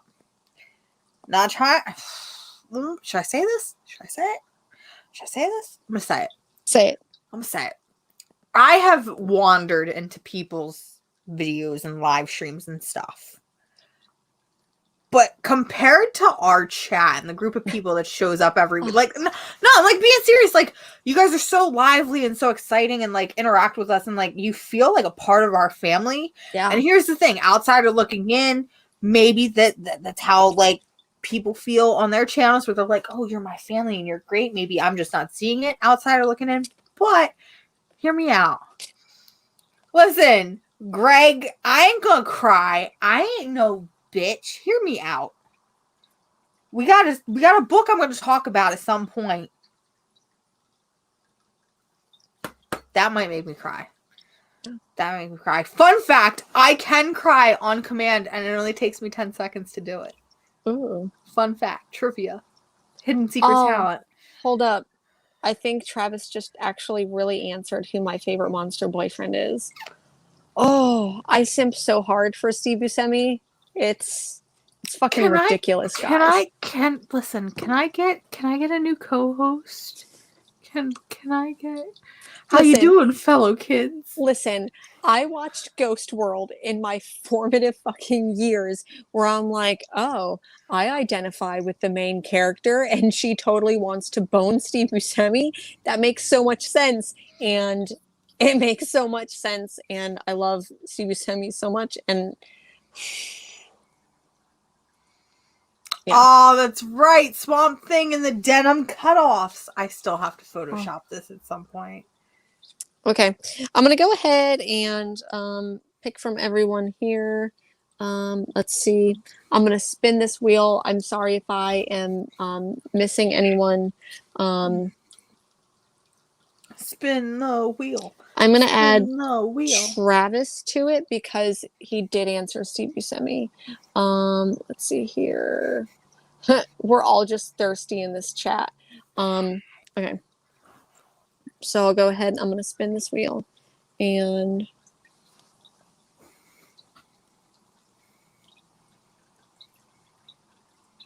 Fable! Okay, you're getting a double box since you won something earlier too. Cool. Congrats, Fable. I've got one more. Maybe a couple more. Who knows? But I did read some other books. What other books did you read? Because I've burned through my books for the week, but I'm here for all the comic talks. Yeah. So, have you been reading Scout's Honor? No, because I still haven't gotten issue 1. Oh. So I'm gonna trade wait at this point. Okay, I'll send you issue 1 because I think I have an extra copy. So, anyways, I was really mad when I first started reading Scout's Honor because on the cover of the issue number 1, I'm like, oh, this person looks like a woman, and then I started reading it and I'm like, oh, it's Boy Scouts. It's not like girls aren't allowed in Boy Scouts. Spoiler alert, you do find out that it's a girl and hiding. And I feel like there's this really interesting like conversation about like gender identity, and is the character doing it out of a sense of like honor and that they have to? Do they really feel like are they a man? Like, were they assigned female at birth? And okay. So I really did enjoy this issue because it's just, I don't want to say it's fun because it gets gruesome and there's like monsters and stuff. But I feel like the there's a conversation in this book where it's revealed that she's assigned female at birth and hey, she's got titties or whatever. And then all of a sudden they've been calling this person he. They've been using he pronouns for this person for their whole life. And with the flip of a switch, they start using she. And I'm just like, that to me was the most unrealistic part of this book that has post-apocalyptic with monsters and like the whole world is based on Boy Scouts, because people can't even use correct pronouns for people that they like in their lives, let alone people that they're trying to kill. So anyways, I just thought, like, I appreciate David Paposy for having that conversation, but at the same time I'm like, super unrealistic, my dude. So anyways, that's how I feel about that. Duplicant, did you have a good, you didn't? I don't think so. That was by a really small publisher, wasn't it? Because it's what was it, Heroes or something? Or Second Sight? Second Sight, it was one of those. Yep. How was it? Did you get a chance to read it? It was good. I feel like it's very Repo the Genetic Opera, but without the music and Paris Hilton. So basically, people end up, if they need a transplant, they end up like going into debt over it. But then people can buy your debt and then keep you as a slave. It was kind of a weird book, but it's only 4 issues. So I'm like, okay, I'll pick it up. Yeah. How was the quality with it being? Because I don't think we've ever talked about Second Sight on this channel. I can't think of anything that they've ever published. I think that there was maybe a second one that I read. Second Sight. No. The artwork wasn't bad. It was very dream-like, I guess. Okay. This is kind of a boring page panel, but you know. Yeah, I agree. Chris, Repo is so good and so bad all at once. So good. I feel like if you didn't watch it when you were between the ages of like 12 and 17, you just don't get it. Yeah. I think it came out when I was maybe 19, maybe 18. But okay. Who also did Recount, I believe. Correct me if I'm wrong. And that's one of Greg's favorites, is he really, really enjoys Recount. So that's what I've definitely been wanting. I've had my eye on when the trade comes out, but wasn't published by familiar Scout, with the publisher. Good to know. Good to know. Another one that I read, Maniac of New York. This one just goes wild, and is he slashing and dicing and hacking and slashing? He's hacking and slashing and hacking and dicing and all of it. Nice. I'm enjoying this a lot. It's kind of weird to think of like a serial killer book because I'm not necessarily rooting for the serial killer, but I'm like, okay, I like these events that are happening. So there's that. Did you get a chance to pick up? I had it on my list and realized tonight when I was looking through my list of books I should have picked up that it was not in there. It was, I believe it was called I Bought You Darkness, number 1 by Behemoth. I Promised You Darkness was supposed to come out this week. There was something that happened, and it's actually now going to come out next week. So I was really excited for that one. Yeah, it was on my list. So then I didn't miss it. No. And I don't have to yell at my shop. There was another book this week that came out that I think had some misprints or had some errors, and that was, I believe it was called Jenny Zero. I will be talking about this because I may or may not have dug through the trash. I'm just kidding. I was like, if anyone asks, I dug through the trash to get this. And so what was, if anybody can tell us, what was the issue with Jenny Zero? What happened with it? I can tell you. So this is issue number 1. Page number 12 has a misprint that's supposed to appear in issue 2. So it totally breaks the story. How does that even happen? I mean, there's some nudity on here, but I'm not going to show that because I've already shown enough. I don't want to be shut down. Anyways, it was really good and I enjoyed it, and I want to pick up the regular issue number 1. Was it good? Okay, because I'm hoping that my shop, that's one that when I was going through previews, somehow it missed previews, and then by the time I wanted it, it was too late for second order cutoff. Yeah. So I'm hoping, fingers crossed, because my shop doesn't always get extra books in like this. I'm hoping that they get a copy of issue 1, because isn't it kaijus and superheroes and a, I don't know. I'm digging the kaiju vibe between my new love for Evangelion, King Kong versus Godzilla, and my everlasting love for Pacific Rim. I just want more stuff. It's I would almost even say it reminded me of like Akira and Ultra Mega that got published by Image that I really loved. I loved the artwork of Jenny Zero. I loved the character. I loved so much about this. And I just think that's such an interesting cover. I love that. Yeah. It kind of gives away, you know, things that happen because you see like this big like Godzilla footprint and she's lying in it. So, yeah. Okay. Next book on the list. I don't know if I loved it, but The Lighthouse. It's a comic book rendition of a Jules Verne story. I feel like the artwork wasn't up to par for me, and this is a heavy, lots of talking book. So I know that you don't like those like where they just like talk a lot. I feel like see, I skipped out on this book because this is done by, I don't know if it's the same creative team or the writer, but I know it's done by who did Marked and who did Sonata. Oh. And I was not a fan of either of those books, so I figured, okay, if I don't like this book and I don't like that book, I'm not even going to bother to pick up Lighthouse. I didn't even realize that David Heim did Marked. I did not like Marked. No, did not like Marked at all, which is a shame because it sounded like a cool premise where it was witches with tattoos and who had the powers from their tattoos. I'm like, this sounds like such an on-brand book. It should be a good book, and it just didn't hit the mark. The next one on my list is Kanto, which is just totally adorable. I feel like Kanto is getting a lot of love, but not enough because it's really cute. I don't know if Bob is still in the chat, but Bob did send me like A-OK with the first volume, and I loved it.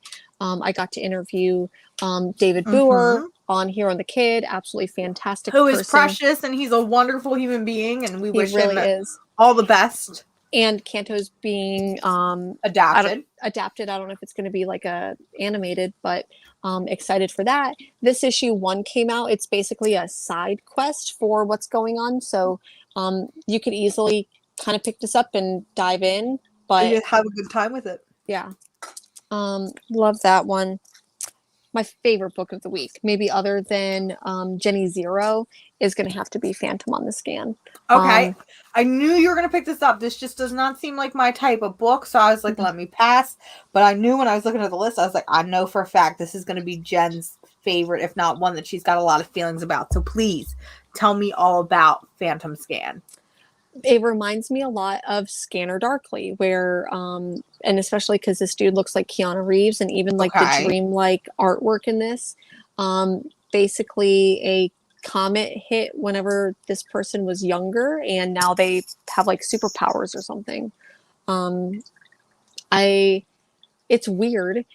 This person is like haunted, and you see him like talking to people. It's really weird, but I really like it. I'm of course going to be, and it's Cullen Bunn, who I feel like is very, not hit or miss, but I feel like sometimes Cullen Bunn stuff just like hits, it slaps. This one slapped. Really? Okay. Scott, thank you so much for being here. Okay. So that was, I know, you know, I got a message from, someone from the peanut gallery over here. Those were all the books that I read as far as like single issues that came out this week. Did you read anything else that wasn't single? I know you did. I know you did. I did. So we've all established we're all WandaVision trash now. We all love Wanda Maximoff so much and would die for her. So I really wanted to read House of M. But then I learned House of M was out of print. And then I walked into my shop this week and realized that they had House of M copies. So this is the 11th printing, which is insane to think about. That is insane. 11th printing. 11th printing. So real quick, because I want to critique the quality of this book because it is $25 and yet it does this. What? Here, can I full screen? It's $11 and it does this. It is so cheap and so bendy, and there's no weight to it whatsoever, despite it having 8.5 issues with a cover gallery. The quality of this book being $25, I hate that. When we look at a DC book that's $25, they don't do that. They're thick, chunky boys. Why is this $25? Anyway, that being said, really, really, really loved House of M. And I talk about this more in a video that I filmed today, but to kind of give you guys the SparkNote version of it. So you're getting like a previews. A preview, yes. Did not expect to love House of M the way that I did, especially going into it knowing that it was a big ass Marvel event from 15 years ago. So this was initially published back in 2006. So it's pretty old, pretty mid 2000s-y, if we should say. Very, very much so. Yes, that's exactly the style. Yep. Not only that, but it wasn't, because the art actually was not terrible and wasn't as cheesy and campy as I expected with some Marvel books. Not only that, but it's done by Brian Michael Bendis, who I know that you love, but I'm not a huge fan of. So I was like, okay, that's 2 for 2. We're going in with this. This honestly felt like such an easy read.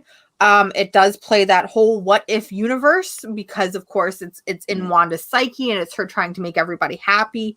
But when a book makes me cry by page like 2 or even 3, I know I'm in for a good time. And I know we were talking about this backstage, but there is a single line in this book which I won't repeat because otherwise I'm going to start crying hysterical.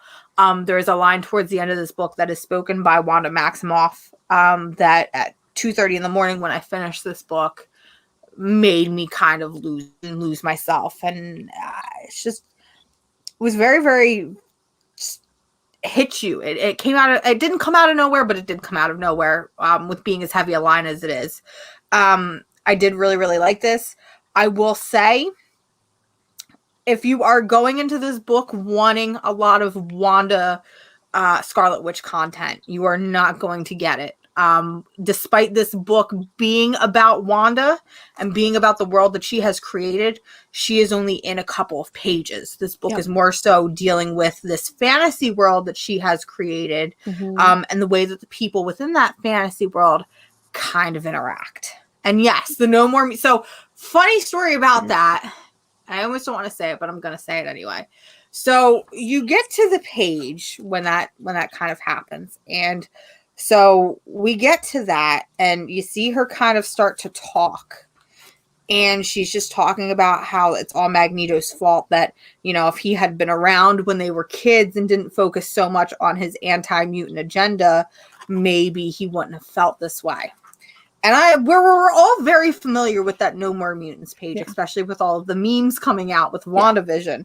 So you get down to this page and you see at the very bottom and you see her just go, you know, daddy.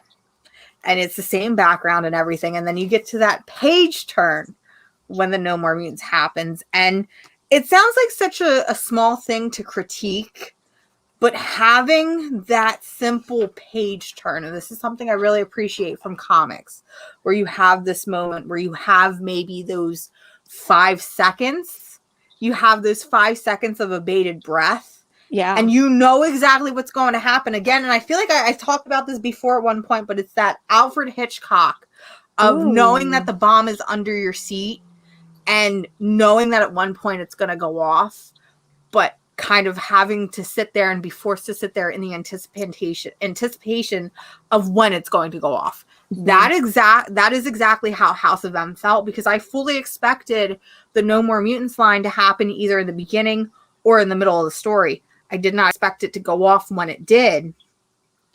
And again, it's the bomb under the seat technique, and it was very good. I really did like this book a lot. And it's a book where I feel like I've been in a slump lately with reading comics, especially with trades. Yeah. And picking it up, I'm like, oh, I'm running a risk here paying $30, $25 for a Marvel book and a Marvel event from 2006. Yeah. But I sat down and I read it pretty much in one sitting and was obsessed. So if you have had any hesitations on picking this up, don't. Because listen, if I was able to read it, I was able to understand it, and I was able to enjoy it with my dumb goldfish brain, you'll be able to understand it, enjoy it, and love it. I am so glad that you said that that book was flimsy. I'm sorry that like that's pretty much what I got out of flimsy your as fuck. Like, fantastic what is review this? of it.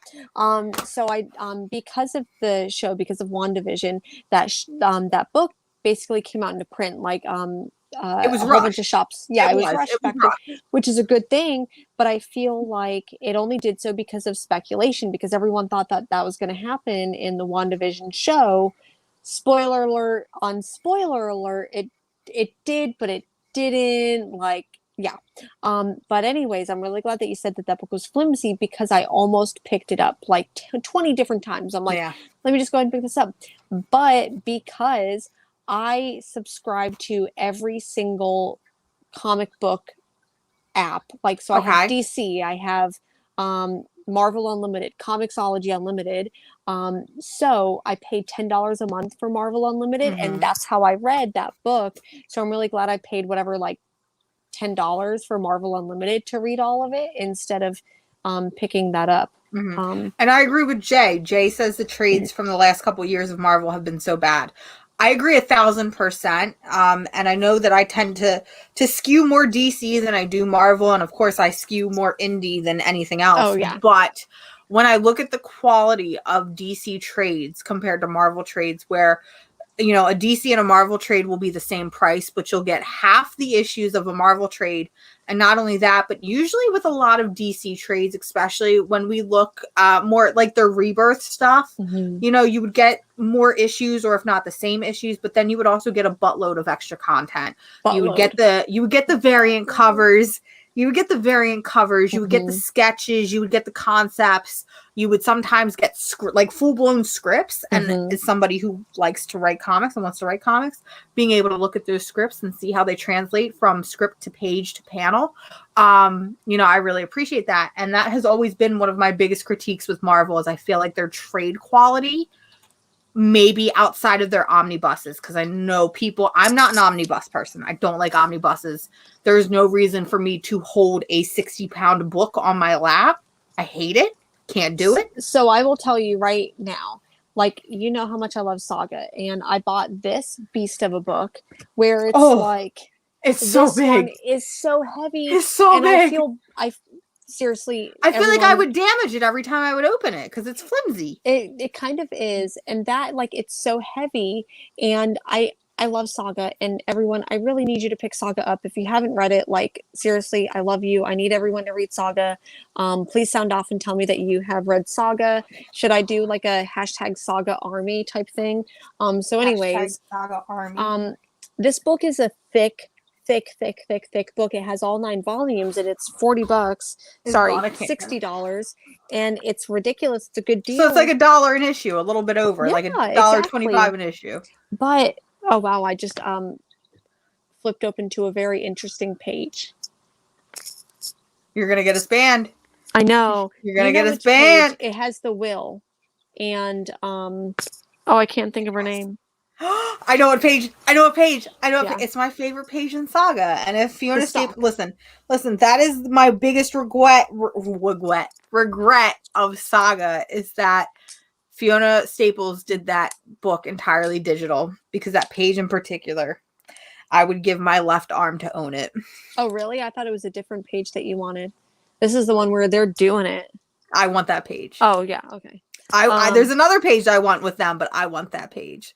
So anyways, when it comes to big omnibuses, like, granted, this isn't like an omnibus, but I feel like this is way too heavy.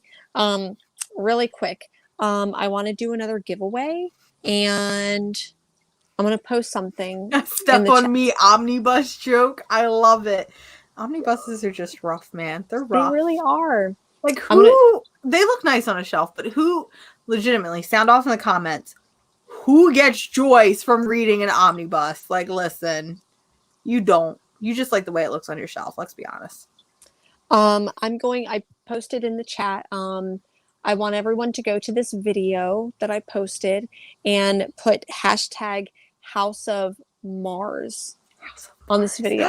That should be a book. Ooh. Yeah. Ooh. Ooh. Ooh. Ooh. So anyways, I'll announce what you'll win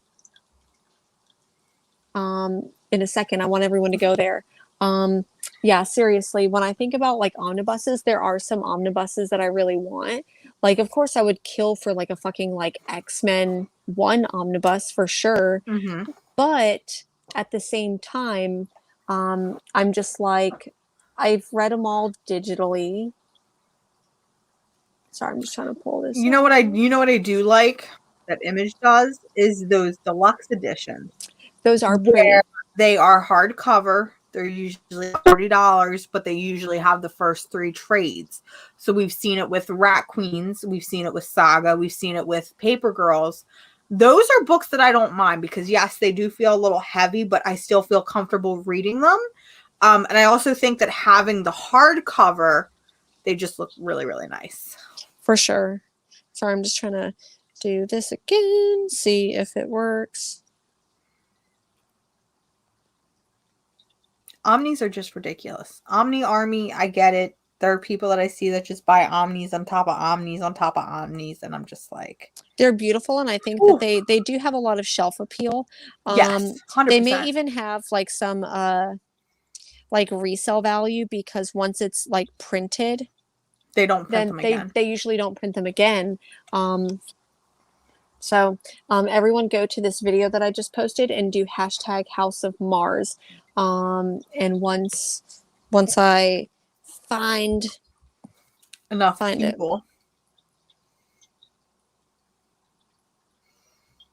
It. Did you read any? I mean, that's a big book because like House of M is like what 11, 12? No, it's only 8 issues, and like I said, I sped read this like a demon. Did not expect it. I read what else? I've been doing my Green Arrow binge, so I am leaping literally back and forth like a psycho crazy path between pre-New 52 Green Arrow and Rebirth Green Arrow, and I've been reading both, like going back and forth and just, I guess, having a good time and preparing for the Green Arrow 80th anniversary. However, I did pick up 2 very, very strange mangas last night because I guess I've just got dumb bitch money to spend. Sorry if I'm influenced. I'm a bad influence. She is. She is a very bad influence. I can definitely say that since becoming a comic YouTuber, Instagrammer, influencer, my comic spending budget has gone off infinitely because I'm just like, people want to hear me talk about comics. So that gives me an excuse to buy more comics. I literally got rid of my car. I got rid of a like $700 a month payment to be able to buy comics. To buy comics. Makes sense. 100%. If that tells you how much money I spend a month.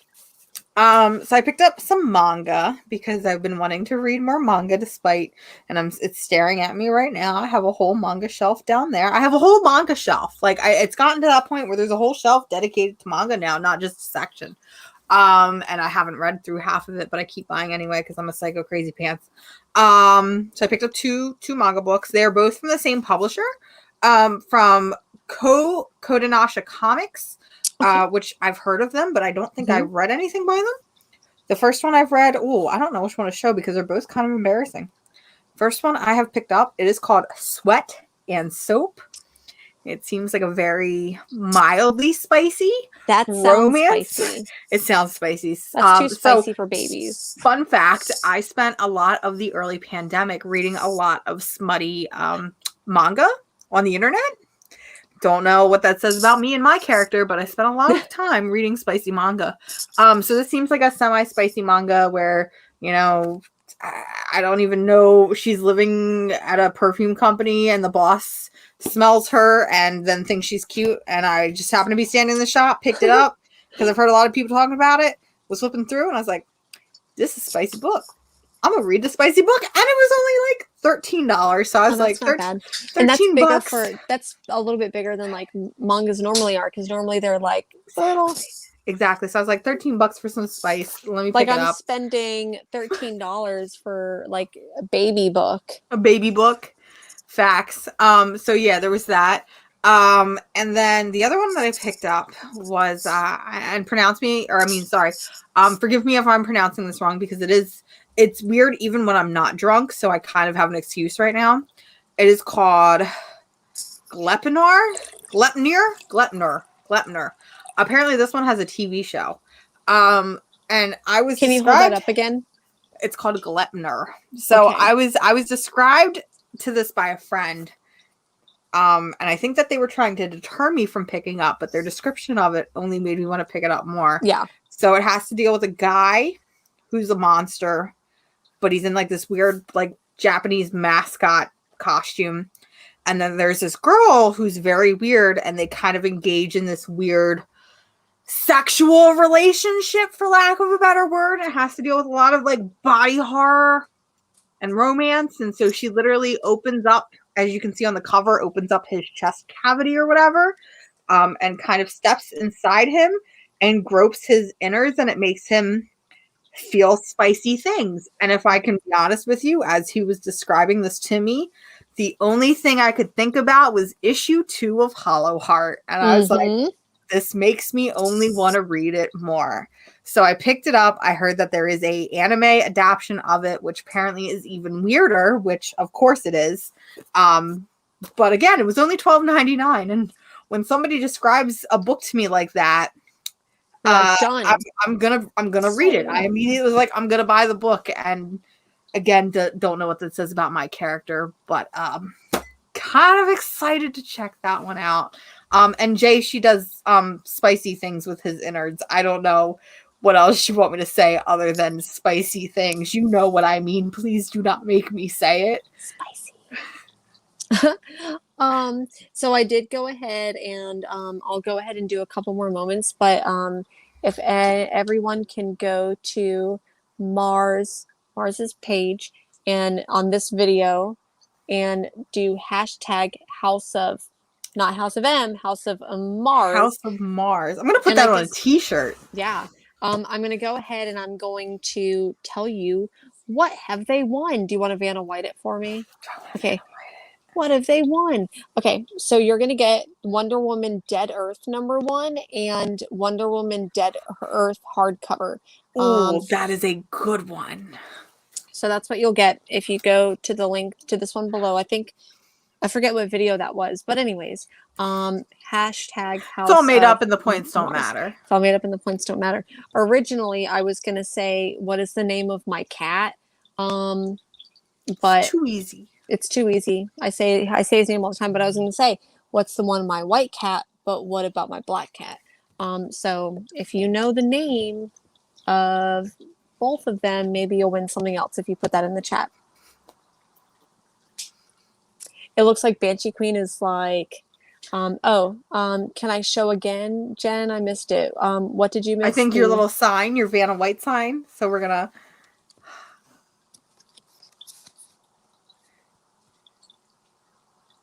You're Wonder. Oh, I'll take it. I'll take it. Wonder Woman Dead Earth #1, Wonder Woman Dead Earth #2. But if you answer, what are the names of my cats? Both of them. Facts. You probably know one. And if there's someone else who's typing in the chat. Okay. Also, I love Banshee Queen's comment of that. Because fun fact, and me and Jen have been talking about this, so I guess now is a better time than ever, especially with Jen hitting 500 subscribers. We have been low-key talking about merchandise and designing up some merchandise so that way we can, share our passion and share your guys' love for the show. And we've been discussing, what do we put on the merchandise other than just, casually comics or comic books will break your heart and that comic girl. If there are any quotes that we say on a regular basis, like I would love to put dumb bitch money on the mug. Hashtag dumb bitch money. But if there are any quotes or anything, please let us know in the comments below. And maybe, just maybe, it will find its way onto a t-shirt or a keychain or whatnot. I definitely, for sure, want to get all comics code authority are bastards on a shirt, like that one, like on a shirt That's a or a good one. mug. Okay, yeah, we're gonna get So, that one. oh, okay. So how about this one? Goth leather daddy.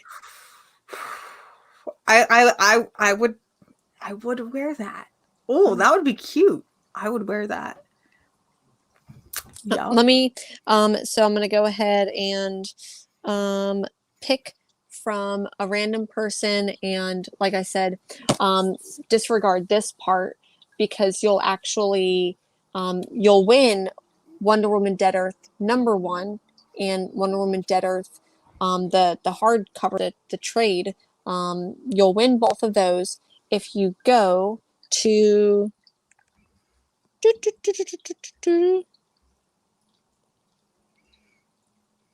this video that I just posted and do hashtag House of Mars.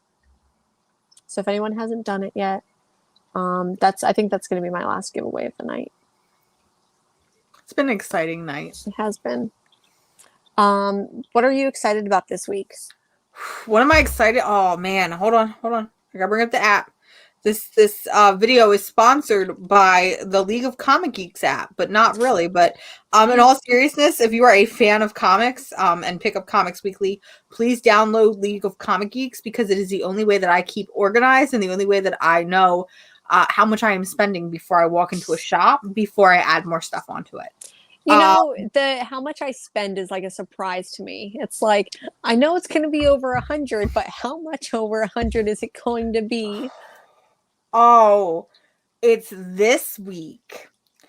Next week is going to be a good show, guys. This is a good week.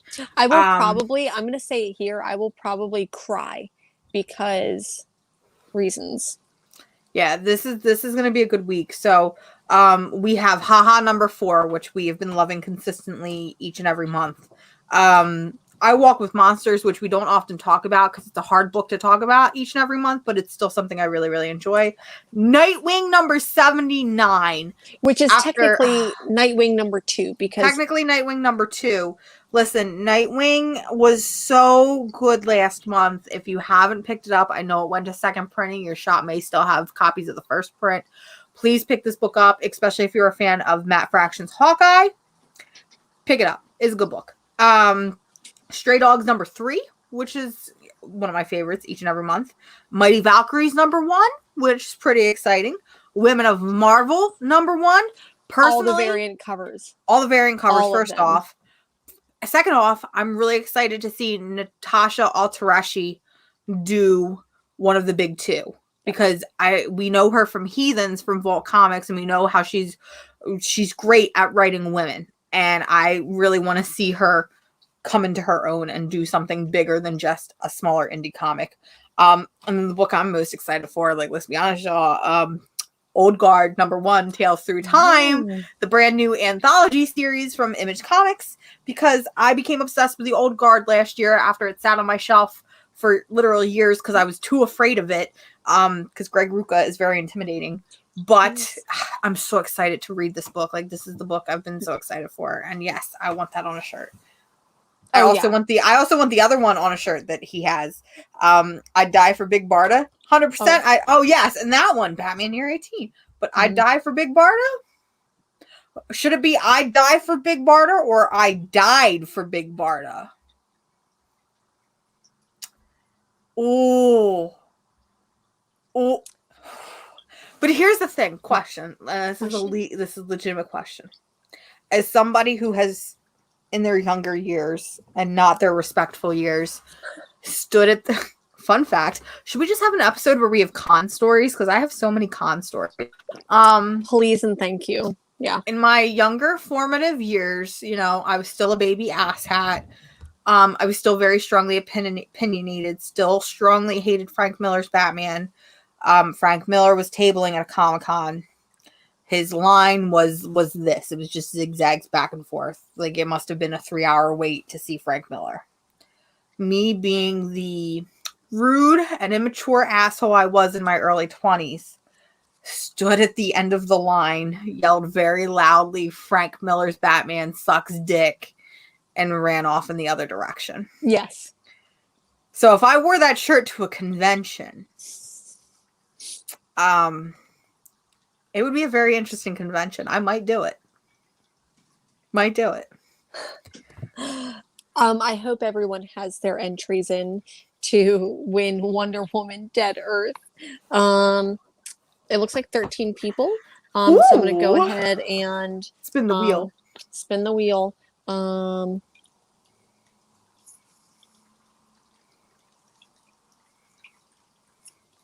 Gino, if you're still here, if you haven't already, hit me up on Instagram and I will send this to you. Facts. And yes, Jay, we are always choosing violence on this channel, as you know.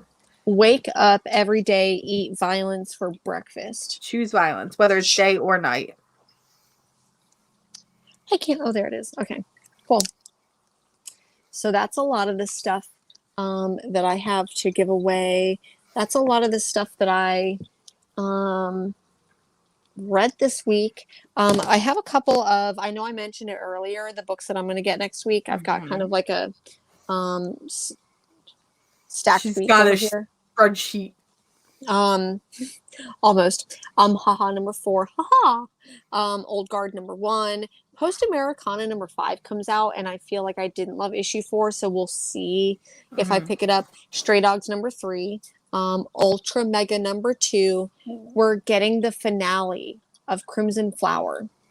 Oh, that's right. That's next week. Yes. Crimson Flower number 4. And then in let's see, Orphan and the Five Beasts number 2 comes out, which feels really fast. Yeah. And we had mentioned like what a powerhouse Stokoi is, because they do all of it. And all of it's fantastic. Like, I love the artwork. I love the writing, the colors, everything is perfect. I love the characters. Mr. Thunder Thighs, please date me, even though you're a horrible person. Alien number 2 comes out. I don't know how I feel about You are choosing violence with that book. Hear me out. There's a Stephanie Hans variant. Okay. Thank you for being here, Julie. Thank you. You're forgiven, but also I'll read it to you like I read Casual Fling. Nice. So let's see what else. Black Knight, Curse of the Ebony Blade, which I really liked, especially because it has like a lot of mental health issues. Like, I feel like the same way that Moon Knight kind of did, or Miracle Man did. The Black Widow trade comes out, and that was a book I hated the first.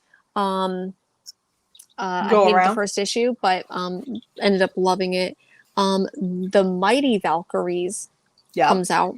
Very excited. Dr. Aphra number 9, which is solid. Way of X comes out, and I'm kind of excited because I know that I feel like Nightcrawler deserves a little bit more right now, but it's also going to be like religious, and I don't know how I feel about that. So, but it's also Simon Spurrier, isn't it? That's right. Okay, so I'm here for Simon Spurrier. Women of Marvel, which we established all of the variants.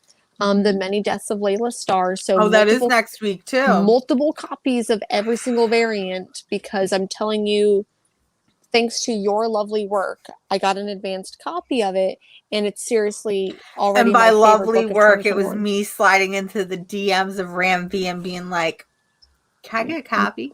Thanks. Yeah.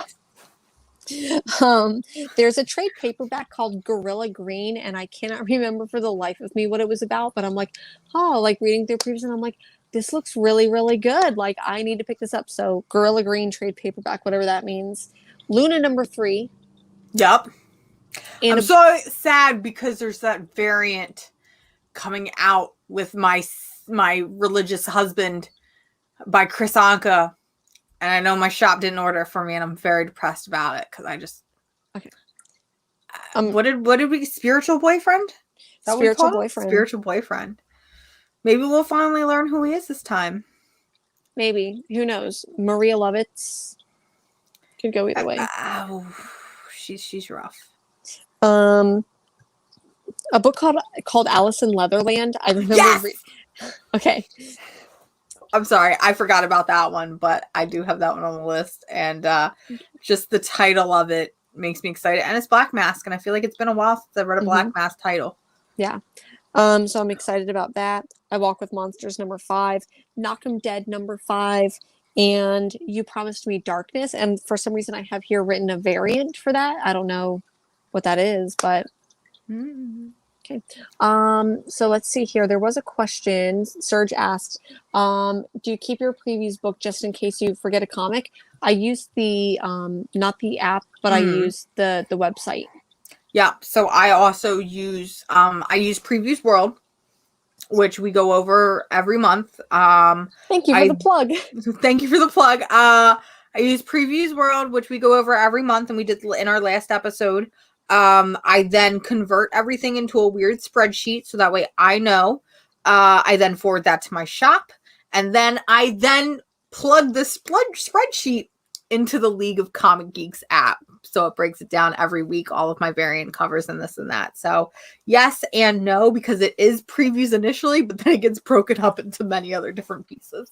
Yep, for sure. Yeah, I feel like you introduced like a spreadsheet for your comics, and I'm like, that is such a good idea. And I think from then on, I'm like, I need a spreadsheet for all my comic book related things now. So if I told you I used to do, and this is before Google Docs was a thing, and before the Google Excel, before like smartphones were really, really smart, I used to carry around a binder to conventions with printed out spreadsheets of like all of like Hush's appearances, all of Catwoman's appearances, Red Sonja. I would literally carry these around and I would highlight as I was going through, but now we have smartphones, so I don't have to do that. Yeah, I think I started like at one point trying to like write on pieces of paper like, oh, I have Batwoman this and I have all of these and like I'm missing Batwoman 14, 15, whatever it was at the time. So I download the DCBS spreadsheet and keep that. Ooh. I feel like when I read DCBS, I'm like, is that like dumb bitch money spreadsheet? Like, I feel like that's what I should call it. The dumb bitch money spreadsheet. I read it as DC Comics bullshit. DC Comics, I still love you. Please let me write a Granny Goodness comic one day. Please and thank you. That is pretty much everything that I have. So I think we're gonna wrap up, if that's cool. What do you have going? I know you said that you filmed 2 videos today. I can't even film 2 videos in like a year. I filmed 2. But I might be getting ahead of myself because usually when I'm like, oh, I filmed 2, I usually look at the second one and I'm like, my energy levels are just completely shot and I'm like zoomed out. So usually the second one doesn't turn out, but I'm hopeful. So the first one I filmed was I did another What I've Been Reading because I feel like I haven't done one of those in a while on the channel, and I have been reading some other really great stuff. So if you want to hear me talk more about House of M, that will be up on the channel hopefully within the next week. And then I did kind of try, and this is a hard try, attempt to film today my New 52 retrospective in terms of why the New 52 was bad, because I feel like when a lot of comic tubers talk about the New 52, it's always, well, this series was bad and this series and this series and this series was bad, whereas I feel like there's a lot more working pieces to the New 52 and why it failed. Why? So yep, you were telling me like a little bit about it and I'm like, what?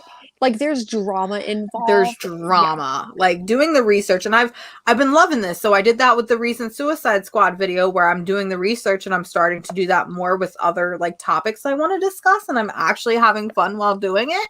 However, the only problem with this video is as I was doing it, it was kind of just here's my notes, but no structure. And I just kind of let myself ramble. And if you are a fan of the show or a frequent viewer of the show, you know how Mars rambles gets. So I'm going to have to review the footage very carefully. There is a chance that it pulled through successfully, and sometimes I surprise myself. So here's to hoping. Otherwise, it will be me going back and making myself a very detailed bullet point list of, okay, we're going to talk about this now, and then we're going to talk about this, and so on and so forth. So fingers crossed for you, girl, that I don't have to do it again, because setting up equipment is the hardest thing in the world. And one day, me and Jen are going to get so big on the comic YouTube that we are going to have a comic book compound. We're going to have our own respective houses with a shared studio and a little tunnel that goes into the shared studio. Yes. And all of our equipment will just be set up forever, where all we have to do is sit our butts in chairs, click play, and we're on our way. 100%. It's so funny that you mentioned, because I've been telling you about like one of the videos that I've been like working on forever about. It's rough. It's so rough. And I'm just like, for me, like if any of you go back, like please go back to the first video I did, where I literally just like sit here and I'm just like, or even like so the first video I did was literally just me sitting there talking about or reading the intro to Planetary. And then one of my other videos was like a Sandman recap and why I love Saga. And it's literally me being like, and Saga is a really great science fiction blend of science fiction and fantasy. And the main characters, I mean, like, I get it. I'm the same way. When you look at my Hawkeye recommended reading video, I'm like, girl, where's the passion? This is your man. And you were just like, Hawkeye is great. But I also feel like doing these live shows, because we are both very, very opinionated people.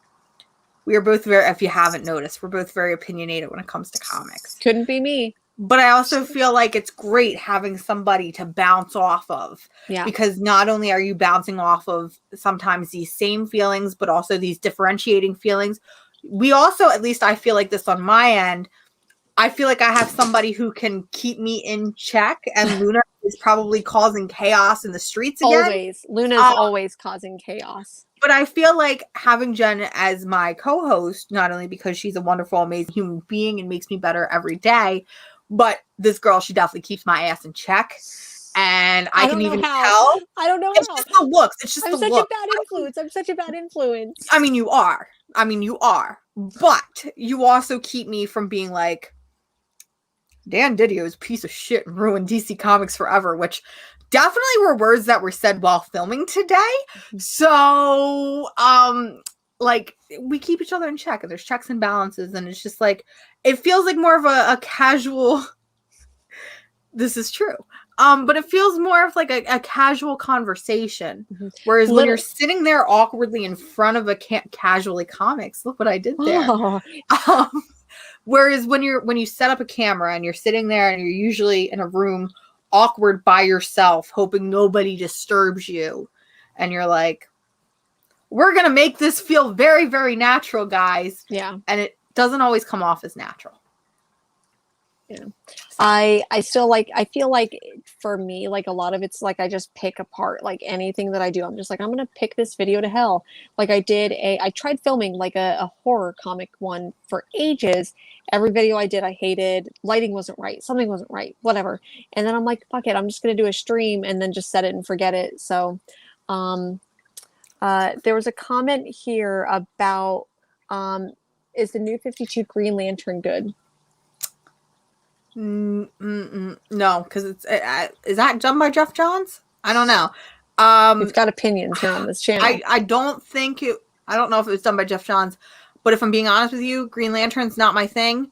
If you want a good Lantern book in the New 52, read Red Lanterns, because it's got Atrocitus. Ooh. It's got Dexter, who is an acid-breathing cat, and it's also got Bleeze, who is probably one of the most bodacious, but yet tortured souls in comics that I have ever met. And man, I miss Bleeze. I want Bleeze to come back. She's amazing.